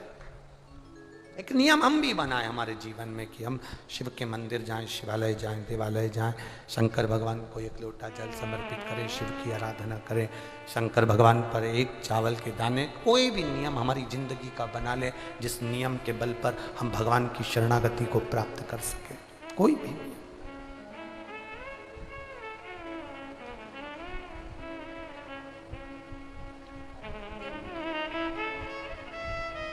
अब वर मिलने के बाद राक्षसों ने अपना उपद्रव मचाया, अपना उपद्रव। और जो उपद्रव मचाना प्रारंभ किया, सबसे पहले इन्होंने यज्ञ अनुष्ठान करने वाले संत ब्राह्मणों को नष्ट करने का विचार कर लिया। करा क्या? अपने भाई वतापी को, इलावल अपने भाई वतापी को बकरा बना देता था, क्योंकि उसने मांगा था कि मैं रूप रख सकता हूं, और बकरा बनाकर उसको काटकर उसके मांस को बनाता था और भोजन में बनाकर ब्राह्मण संतों को बुलाकर कहता था कि हमारे यहाँ भोजन करने आ जाओ। उनको नहीं मालूम था कि ये बकरे का मांस उस भोजन में मिला देता है और बकरे का मांस मिलाकर उनको भोजन करा देता है। उनके स्मरण में नहीं आता, ये भोजन में उस कुछ ऐसा डाल देता था जिससे मांस की गंध भी ना आए, और उसको डालकर भोजन बनाकर ब्राह्मण संतों को खिला देता था। ब्राह्मण संत भोजन कर कर जैसे ही चलते थे और इलावल आवाज लगा देता था अपने भाई को, वतापी जल्दी आ। और भाई अंदर जो पेट में मांस के टुकड़े पड़े होते थे, बस पेट को फाड़ता वतापी। जितने संत भोजन करके जाते, ब्राह्मण भोजन करते जाते, सबके शरीर को फाड़कर वतापी बाहर निकल आता और सारे संत ब्राह्मण मर जाते, सारे संत ब्राह्मण मर जाते।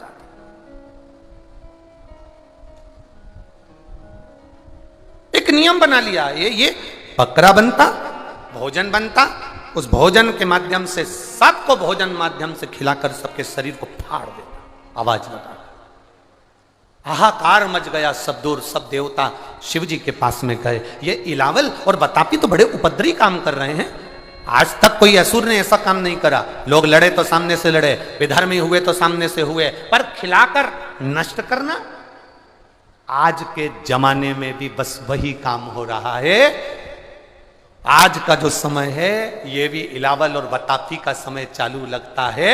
लोग गलत गलत भोजन करा करा कर आपको इतना भ्रष्ट कर देंगे, इतना नष्ट कर देंगे कि आप धर्म की ओर नहीं जा सकते, सत्कर्म की ओर नहीं जा सकते। इतना विचित्र समय, इतना विचित्र।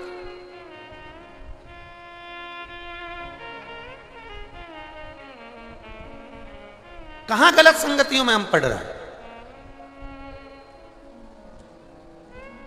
किन गलत जगहों पर हम जा रहे हैं, कैसा गलत भोजन हम ग्रहण कर रहे हैं, किस गलत मार्ग की ओर हम बढ़ रहे हैं। आज के जमाने के बेटा बेटियों से कह दो कि अपने छत्तीसगढ़िया भोजन को करिए, अपने छत्तीसगढ़िया भोजन की प्रामाणिकता रखिए। अपने छत्तीसगढ़ का चावल, अपने छत्तीसगढ़ का धान पूरी दुनिया में प्रसिद्ध है, पर आज के बेटा बेटी उसको मानने को तैयार नहीं होते। वो तो जो बाहर से आता है ना, दूर के ढोल सुहावने, जो बाहर से आता है उसको देखकर खुश होते हैं। चाउमीन अच्छा लगता है, और वो एक और चीज होती है गोल गोल कुत्ता, कोत्ता कोत्ता। हाँ मौसा जी, ममोस, ममोसा। एक वो भी अच्छा लगता है। जो भी हो मौसा जी समझ लो, तुम तो कहा रखा।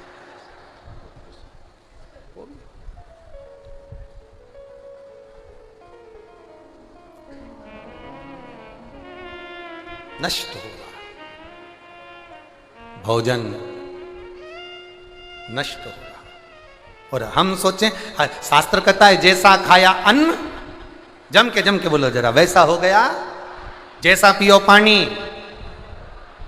और जैसा पिया दूध, वैसा बन गया बुद्ध। बुद्धि काहे से बनती है? दूध से। भैंस का दूध पियोगे तो भैंस जैसे हो जाओगे।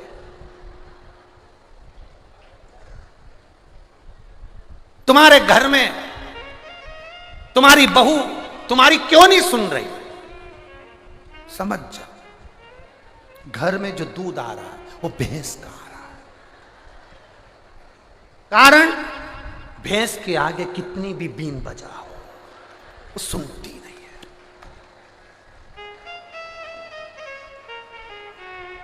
ये दूध का असर है। तुम्हारे छोरा छोरी, तुम्हारे बेटा बेटी तुम्हारी नहीं सुन रहे, समझ जाओ।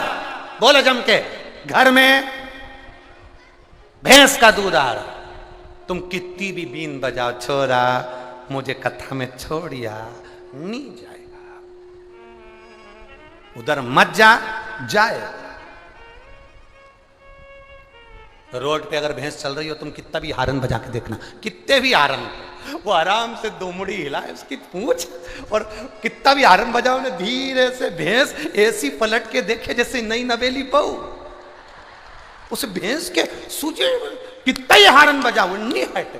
तुम ज्यादा बजाओगे वो ज्यादा खड़ी होके पूंछ हिलाती, तुमने और ज्यादा हारन बजाया तो 2 बार मुंडी हिलाती, एक बार इधर, पर नहीं हटती। भैंस भैंस होती। तो जैसा थैली का दूध पियोगे तो थैली हो जाओगे, बोतल का पियोगे तो बोतल। वैसे भी बोतल बड़ी विचित्र हो गई है आज के जमाने में। जन्म से लेकर मरे तक बोतल निभ रही है।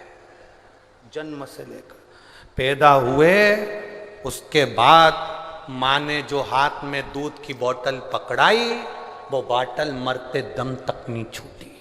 पहले थी बचपन में दूध की बोतल, धीरे धीरे बड़े हुए स्कूल गए तो पानी की बोतल, पानी की बोतल छूटी तो कॉलेज गए तो कोल्ड ड्रिंक की बोतल, कोल्ड ड्रिंक की बोतल खत्म हुई तो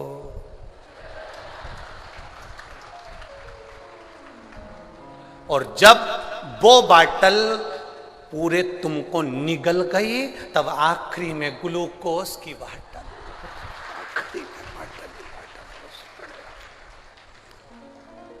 समाप्त। तो लोग एक भजन गाते हैं, देख नजारा, क्या बोलते हैं उसको? देख नजारा माटी का, ऐसा कुछ बोलते हैं, ये लकड़ी का है, देख नजारा लकड़ी का। हम कहते हैं देख नजारा बोतल का। ये बोतल का बचपन में माँ ने पकड़ाई थी हाथ में दूध की बोतल, जब से चालू हुई। और आजकल तो एक नया फैशन आ गया, माँ अपने बच्चे से इतना लाड़ ही नहीं लड़ा पा रही है, बस बच्चों को संभालने के लिए एक माँ अलग से रख रखी है, वो उसको नहलाती खिलाती पिलाती सब। हमारा शिव पुराण वर्णन करता है, हमारा शास्त्र वर्णन करता है, शिव महापुराण वर्णन कर रहा है महाराज, रोटी 4 तरह की होती है। रोटी कितने तरह की होती है? जम के बोलो जरा, पीछे वाले भी बोलो, रोटी कितने तरह की? 4 तरह की रोटी होती है। पहले नंबर की रोटी माँ के हाथ की रोटी। एक माँ के जो हाथ की रोटी होती है उसमें ममता होती है, उसमें वात्सल्यता होती है, पेट भरा जाता है पर मन नहीं भराता, वो माँ के हाथ की रोटी होती है। पहली रोटी किसके हाथ की? जम के बोलो जरा, माँ के हाथ की रोटी, जिससे पेट भरा गया पर मन नहीं भराया, उसमें ममता है, उसमें वात्सल्यता है, उसमें स्नेह है, उसमें करुणा है, वो माँ के हाथ की रोटी होती है। दूसरे नंबर की रोटी पत्नी के हाथ की रोटी,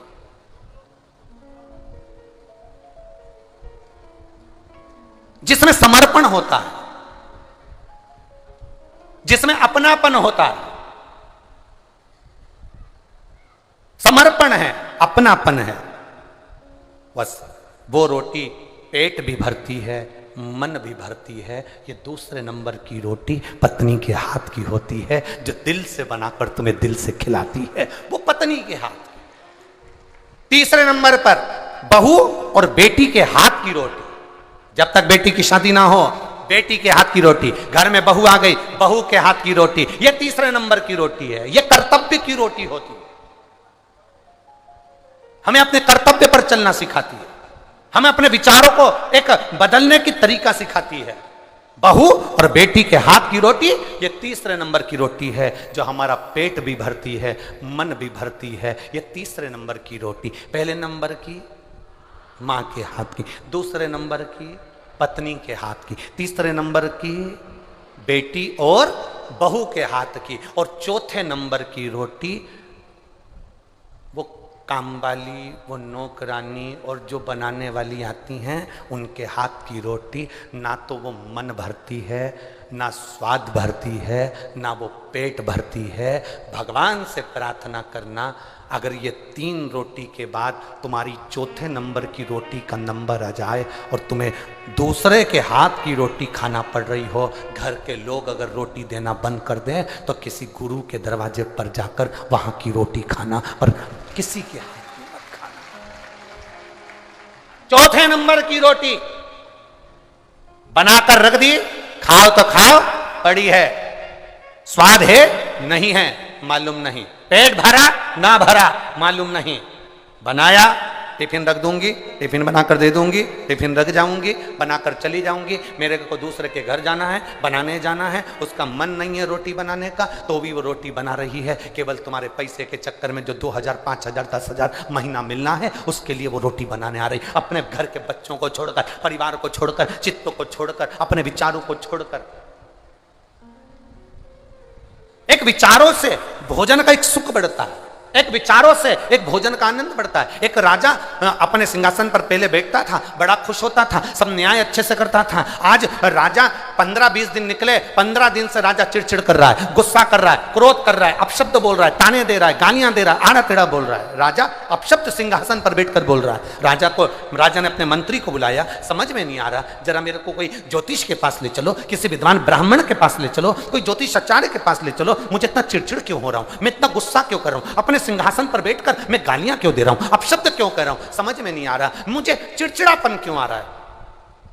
मंत्री ने कहा कहीं जाने की जरूरत नहीं है, आप भोजन कर रहे हैं, भर पेट अच्छे से खाना खा रहे हैं, हाँ सारा काम अच्छा कर रहे हैं, हाँ फिर चिड़चिड़ापन क्यों आ रहा है। राजा ने रानी से पूछा, महारानी मंत्री ने रानी से पूछा, महारानी जी आपसे एक प्रश्न करना है। महारानी ने कहा क्या बात है, बोलिए। महारानी जी आपसे पूछना चाहता हूं, आप भोजन बना रही हैं। रानी ने कहा नहीं, मुझे टाइम नहीं मिलता, इसलिए मैंने भोजन बनाने के लिए एक दासी को रख लिया। दासी को रख लिया? हाँ। दासी भोजन बना रही है? हाँ। राजा भोजन दासी के हाथ का कर रहा है? हाँ। बस दासी से मंत्री ने जाकर मुलाकात करी, दासी से पूछा, दासी सही बता, क्या दुख है तेरे जिंदगी में?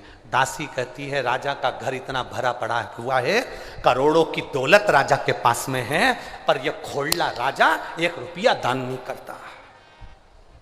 इतना भरा पड़ा मकान है, इतना सारा गाड़ी बंगला है, पर 1 रुपया यह खोड़ला राजा मुझे दान नहीं करता। मैं दिन भर रोती रहती हूं, मेरे घर में तकलीफ है, मकान में पानी टपक रहा है, दीवार टपक रही है, दीवार गिर रही है, बच्चे भूख से बिलख रहे हैं, और यह खोड़ला राजा 1 रुपया का दान नहीं करता। अंदर से मुझे बहुत दुख है, तकलीफ है, इसलिए मैं क्रोध में कुड़ के रोटी बनाती हूं। बस मंत्री ने सुना, राजा से कहा, महाराज भोजन जो बना रही है उसके दिल में प्रेम से भोजन नहीं बन पा रहा, इसलिए तुम्हें क्रोध आ रहा है। भोजन बनाने वाली अगर दिल से बना कर दे तो घर भी स्वर्ग बन जाता है, नहीं तो घर नरक बन जाता है।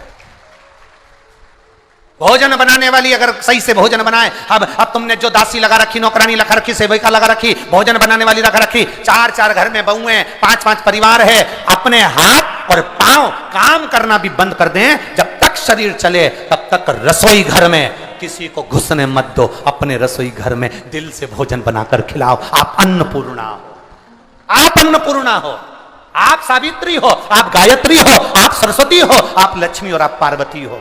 अपने हाथ से बनाया भोजन जब आप देती हो उसमें स्वाद रहता है, स्वाद।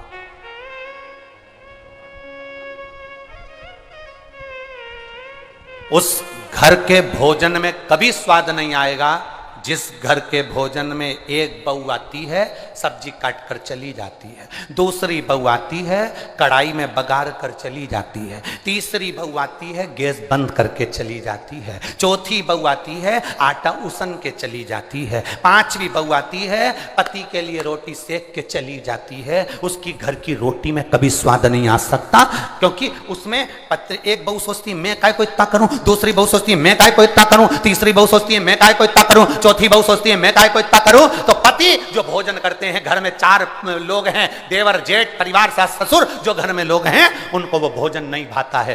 बाजार का भोजन करना भाएगा, दूसरे के घर का भोजन भले वो दाल रोटी खिलाएंगे अच्छा लगेगा, दूसरे के घर में खिचड़ी खाएंगे उसमें स्वाद आ जाएगा, पर घर के भोजन में स्वाद नहीं आएगा, क्योंकि ये जगदम्बा होन पहले से ही भगोने जैसा मुंह लेके भोजन बनाती है।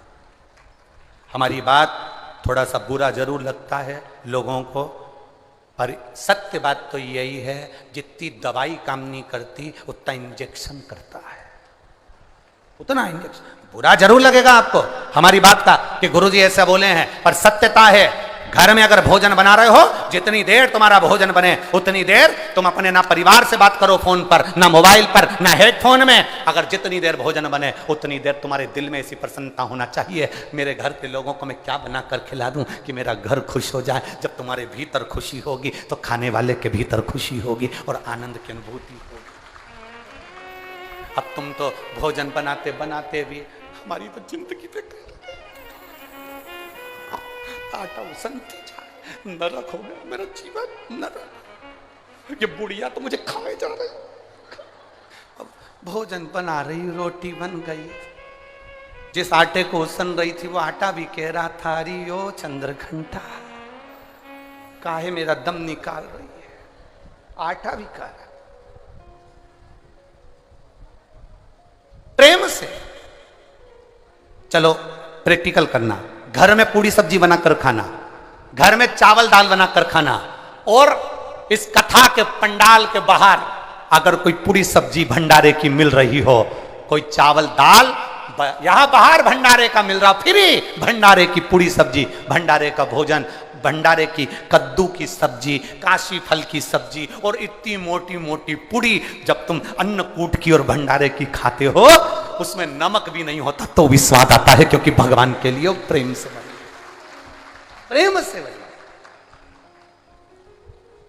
कहां गया वात्सल्य, कहां गई करुणा? तो 4 रोटी पहले नंबर की, जम के बोलो, जितने बैठे हो पीछे तक, पहले मां के हाथ की, दूसरी पत्नी के हाथ की, तीसरी बेटी और बहू के हाथ की। और चौथी रोटी अगर तुम्हारे को खाने का समय आए कि अब कोई मुझे रोटी नहीं दे रहा है, काम वाली से बनवा लूँ, कोई बनाने, तो तब किसी सदगुरु के पास जाना, किसी गुरु के दरवाजे जाना, उसके दरवाजे में बैठकर गुरु के भंडारे में जो भोजन बने वो थोड़ा सा खा लेना, तो पेट भी भरेगा और दिल भी भरेगा और परमात्मा भी मिलेगा। वो शरणागति, शरणागति की। भोजन ऐसा करिए कि हमारा भजन का बल बढ़े। भोजन ऐसा करिए जो हमारे भजन का बल बढ़े।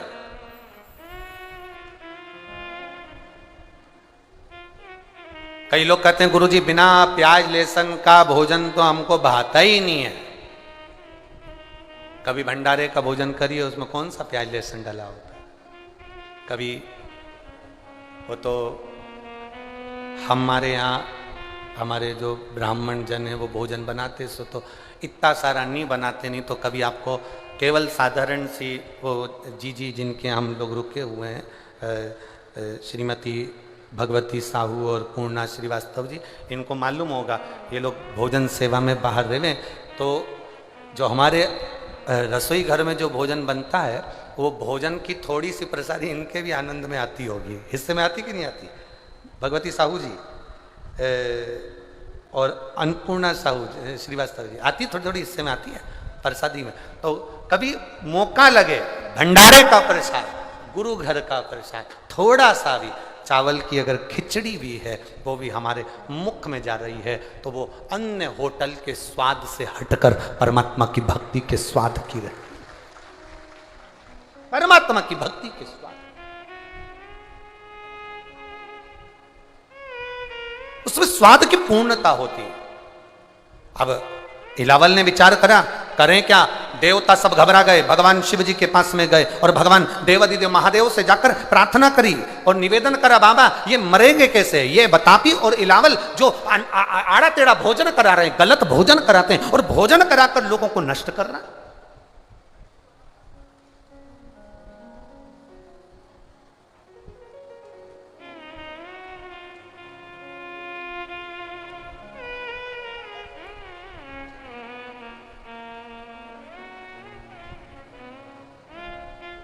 महाराज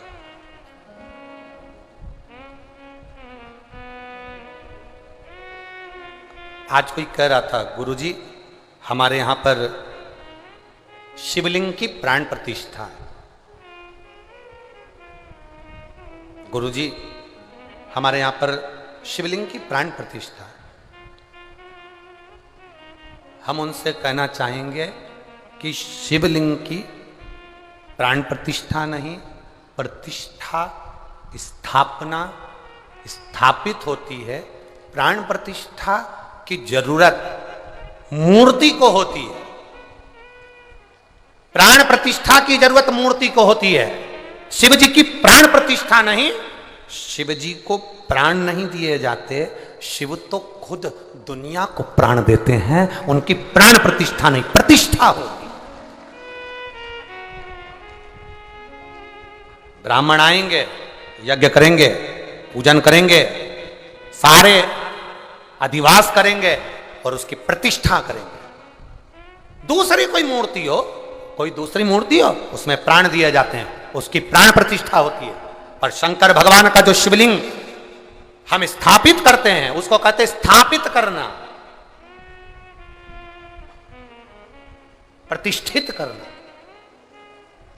स्थापित करना।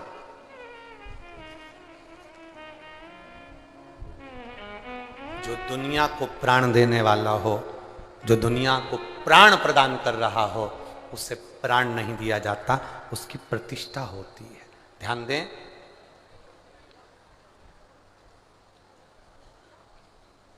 एक होता है प्रतिष्ठित शिवलिंग। कौन सा शिवलिंग? जम के बोलो जरा। प्रतिष्ठित। आपके घर के आसपास में कहीं मंदिर है? बोलो बोलो जम के जरा। है?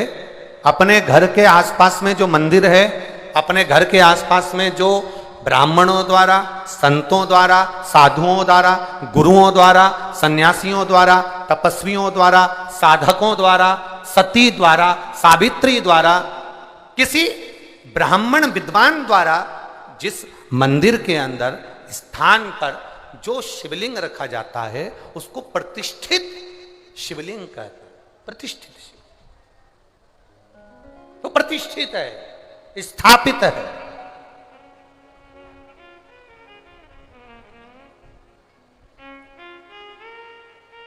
और फिर वर्णन किया, वो प्रतिष्ठित शिवलिंग की गणना में आ गए। दूसरे नंबर पर आता है स्वयंभू शिवलिंग। दूसरे नंबर पर कौन सा है? जम के बोलो जरा सा। स्वयंभू शिवलिंग। स्वयंभू शिवलिंग कैसा होता है? जो स्वयं अपने आप प्रकट हुआ, कोई वृक्ष की तनों में, कोई वन में, कोई स्थान पर, कोई गुफा में, कोई पर्वत पर, कोई नदी के तट पर, कोई स्थान पर प्रतिष्ठित, अर्थात जो अपने आप प्रकट हुआ, वो स्वयंभू शिवलिंग है। तीसरे नंबर पर आता है, तीसरे नंबर पर उपशिवलिंग। उपशिवलिंग से मतलब होता है जैसे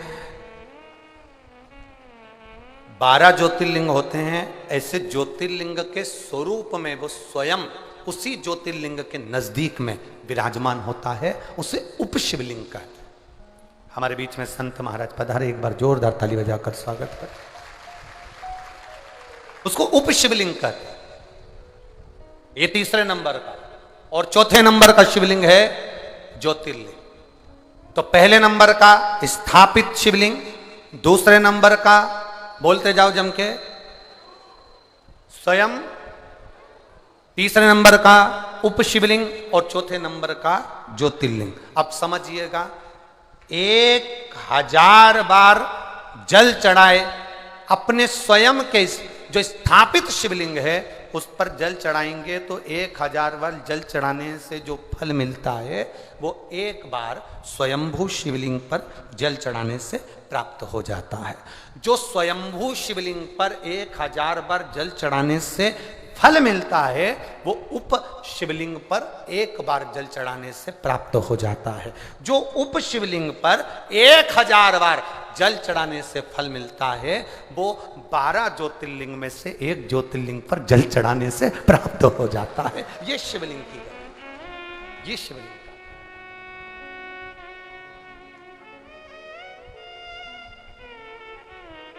दो चीजें बड़ी दुर्लभ हैं। अब तो बहुत सरल हो गई, अब तो बड़े सरल सी लगती है दो चीजें, पर दो चीजें सबसे ज्यादा दुर्लभ। एक ज्योतिर्लिंग का दर्शन, दूसरे नंबर पर है भगवान शंकर की शिव महापुराण की कथा। ये बड़ी दुर्लभ है, बड़ी कठिन से मिलती है। जो करवाने वाले हैं उनसे पूछो जरा, ये इतने यजमान कोई 25 हैं कि 10 हैं कि 20 हैं, 15 हैं कि कितने, हमें तो नहीं मालूम, उतना स्मरण नहीं है हमको। पर यजमान परिवार से आप पूछना, साहू जी से पूछना, श्रीवास्तव जी से पूछना, और ये जो समिति है माँ शीतला सेवा समिति, इनसे पूछना कि करवाने में, शिव महापुराण करवाने में, 12 ज्योतिर्लिंग दर्शन करने में बड़ी अड़चन आती है। आप दूसरी जगह जाना हो तो चले जाओगे, बद्रीनाथ जाना है तुरंत पहुंच जाओगे, आपको द्वारका जाना है तुरंत चले जाओगे, आपको जगन्नाथ जाना है तुरंत चले जाओगे, आपको कहीं जाना है अपने आप चले जाओगे, वृंदावन जाना है अपने आप, अयोध्या जाना है चले जाओगे। पर जिस दिन तुमने विचार करा कि मुझे 12 ज्योतिर्लिंग में से एक ज्योतिर्लिंग बैद्यनाथ जाना है, कृष्णेश्वर जाना है, भीमा शंकर जाना है, बहुत अड़चने आती है, बहुत अड़चने। शिव महापुराण की कथा करवाने वालों से पूछना, शिव पुराण की कथा करवाना सरल नहीं है, बहुत अड़चने आती हैं, बहुत अड़चने। कोई कुछ कहेगा, कोई कुछ कहेगा, कोई ताने देगा, कोई अपशब्द कहेगा, कोई पांव खींचेगा, कोई हाथ खींचेगा, कुछ कुछ परेशानी पूरे चलती रहेगी और बाबा की कथा बढ़ती चलेगी। ये शिव पुराण सहज नहीं है, सरल नहीं है।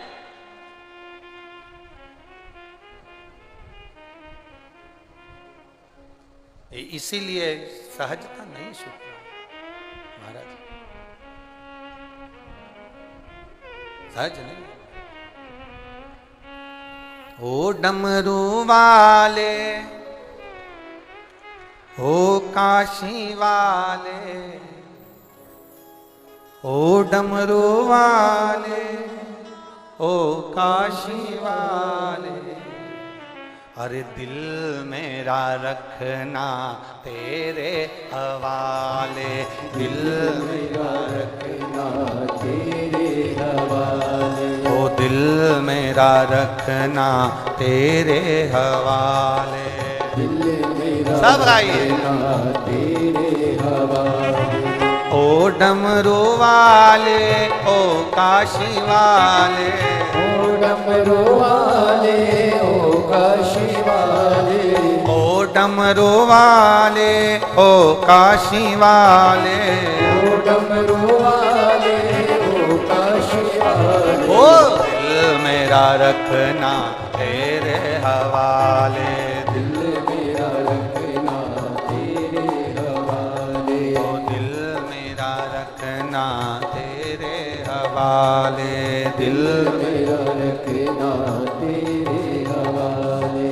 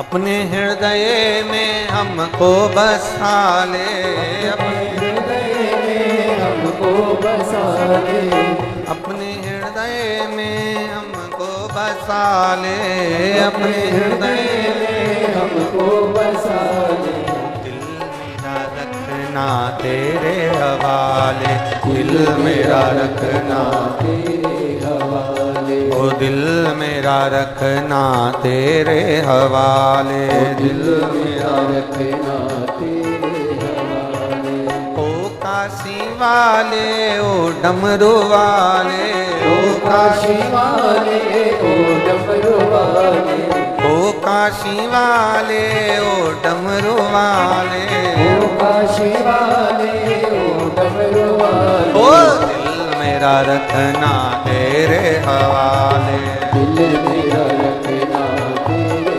हवाले।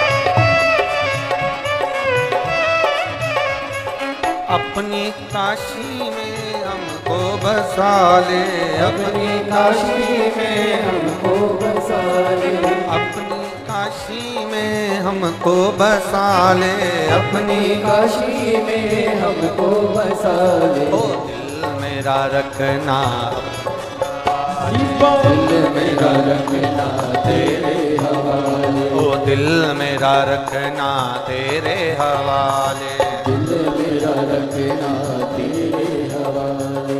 ओ काशी वाले ओ डमरू वाले, ओ काशी वाले ओ डमरू वाले, ओ काशी वाले ओ डमरू वाले, ओ काशी वाले ओ डमरू वाले। ओ दिल मेरा रखना तेरे हवाले, दिल मेरा रखना तेरे हवाले, ओ दिल मेरा रखना तेरे हवाले, दिल मेरा रखना तेरे हवाले, ओ दिल मेरा रखना तेरे हवाले, दिल मेरा रखना तेरे हवाले, दिल मेरा रखना तेरे हवाले, दिल मेरा रखना तेरे हवाले, दिल मेरा रखना तेरे हवाले। दिल मेरा रखना तेरे हवाले। हर हर महादेव हर।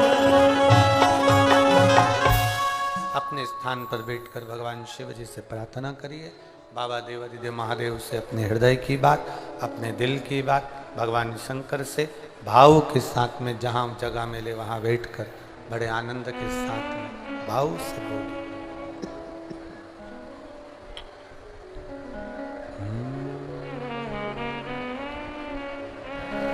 श्री शिवाय नमस्तुभ्यं, श्री शिवाय नमस्तुभ्यं, श्री शिवाय नमस्तुभ्यं, श्री शिवाय नमस्तुभ्यं, श्री शिवाय नमस्तुभ्यं। भोला सब दुख काटो मारा, ओ भोला सब दुख काटो मारा। शिव शंकर जपो तेरी माला, भोले बाबा जपो तेरी माला, भोला सब दुख काटो मारा, ओ भोला सब दुख काटो मारा। वेश है मंगल मंगलकारी, वेश है मंगल मंगलकारी। शमशान वासी हमारा, शमशान वासी हमारा, ओ भोला सब दुख काटो मारा, ओ भोला सब दुख काटो। शिव कथा कहती है बतापी और इलावल दोनों के लिए भगवान शिव ने अगस्त बाबा से कहा, इन दोनों को वर जरूर मिल गए हैं पर इनको नष्ट करना है, इनको समाप्त करना है तो वो अगस्त ऋषि ही कर सकते। वर जरूर मिल गया, वर जरूर प्राप्त हो गया, पर इन दोनों को नष्ट करने में अगस्त ऋषि का साथ चाहिए। शिव जी ने अगस्त बाबा को भेजा, शंकर भगवान ने अगस्त ऋषि को भेज दिया, जाओ अब तुम भोजन करने जाओ। क्या करना पड़ेगा? अगस्त ऋषि से कहा भोजन करने के बाद अपने हृदय पर हाथ रखना और एक बार ओम का नाद कर देना। जरा बहुत सावधानी से सुनिएगा। मणि लिंग शिव महापुराण की कथा चल रही है। सावन के ये पीछे का जो 5 दिन है ये संपूर्ण विश्व के कल्याण के लिए ये कथा है जो बालोद नगर में हो रही है और अपने जीवन को उतारने के लिए।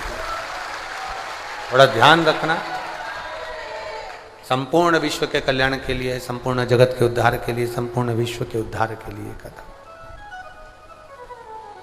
अगस्त ऋषि को कहा गया आप अपने हृदय पर जैसे ही वो भोजन कराएगा, अपने भाई के टुकड़े कर कर वो भोजन देगा, बतापी स्वयं भोजन में मिल जाएगा और आप भोजन में उसको पेट में उतार लोगे, छाती पर अपना हस्तकमल रखना और मुझे पुकारना, शिव को पुकारो।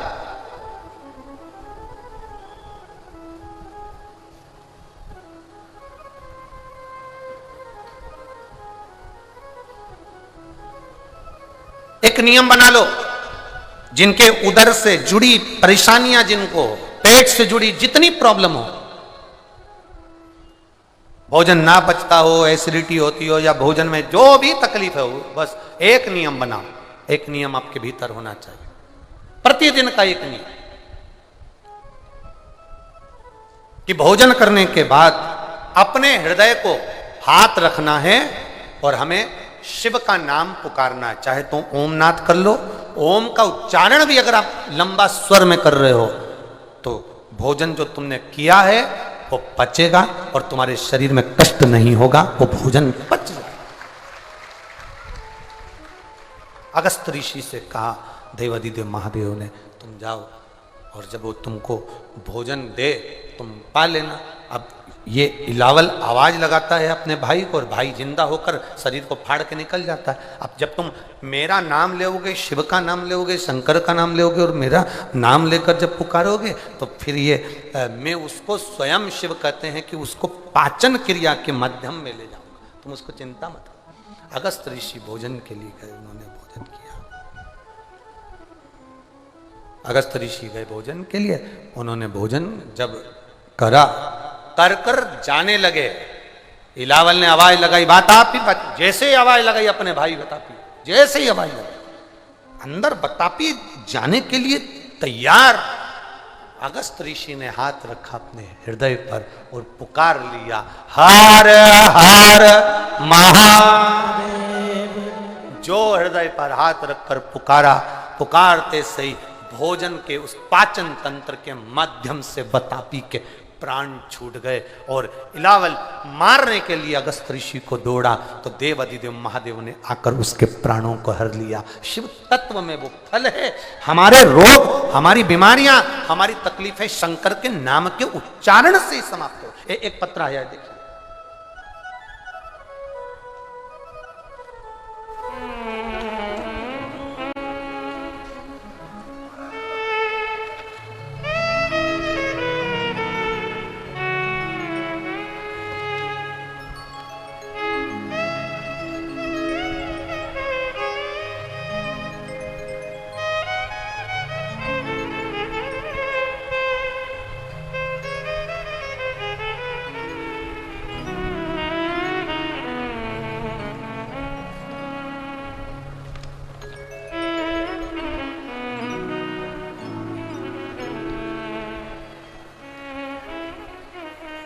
जानकी साहू पति कुलेश्वर साहू, गरियाबंद थाना फिंगेश्वर, ग्राम बसेरा की निवासी हूँ। मोबाइल नंबर मेरा ये, कहीं बैठी हो तो हाथ हिला सकती है, अगर कहीं बैठी हो तो अपना हाथ हिला सकती है, जहाँ कहीं भी बैठी। मैं क्या वर्णन करूँ गुरुदेव।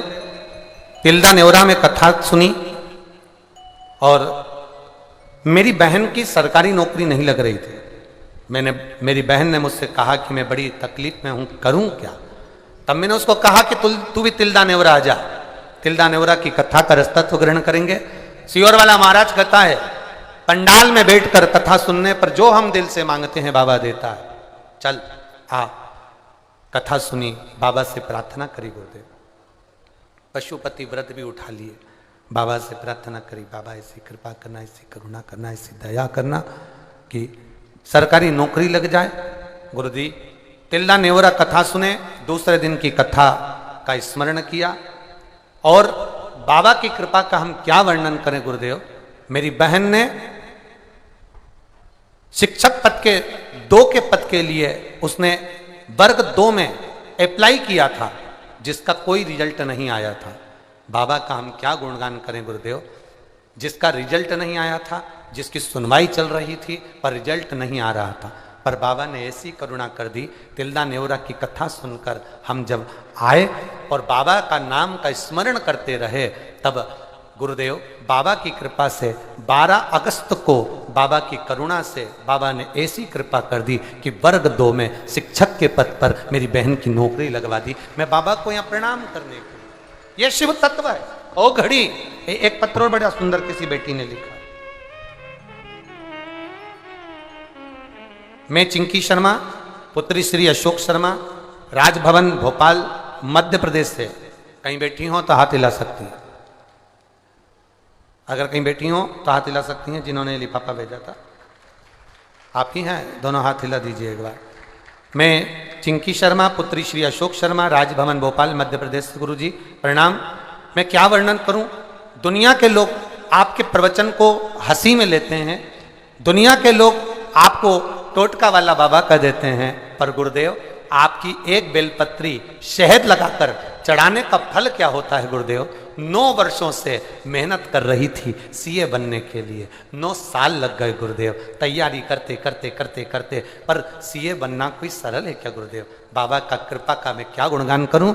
मेरे परिवार वालों ने कहा, सियोर वाला महाराज कहता है एक बेलपत्री के मध्य भाग पर शहद लगाकर शिव जी को चढ़ाकर परीक्षा दो, मेहनत करो, अपनी पूर्ण मेहनत के साथ में आगे बढ़ो, बाबा रिजल्ट अच्छा देता है। तब मैंने वही प्रयोग करा और बाबा की कृपा से आज मैं सीए बन गई। इसलिए मैं बाबा को यहाँ नमन करती हूँ। और बाबा का क्या वर्णन करूँ। 5 जुलाई 2023 को मैं सीए बन चुकी हूँ। बाबा का मैं क्या गुणगान करूँ। बधाई। हर हर महादेव। शिव तत्व की प्राप्ति इसी को कहते हैं।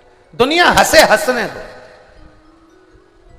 दुनिया अपशब्द कहे कहने दो, दुनिया ताना दे देने दो, शिव तत्व को प्राप्त करिए। भगवान शंकर ने बतापी और इलावल दोनों को मार अपने हृदय पर हाथ रखकर हम शिव को नाम पुकारें, आधे से ज्यादा रोग तो हमारे यूं ही समाप्त हो जाते हैं।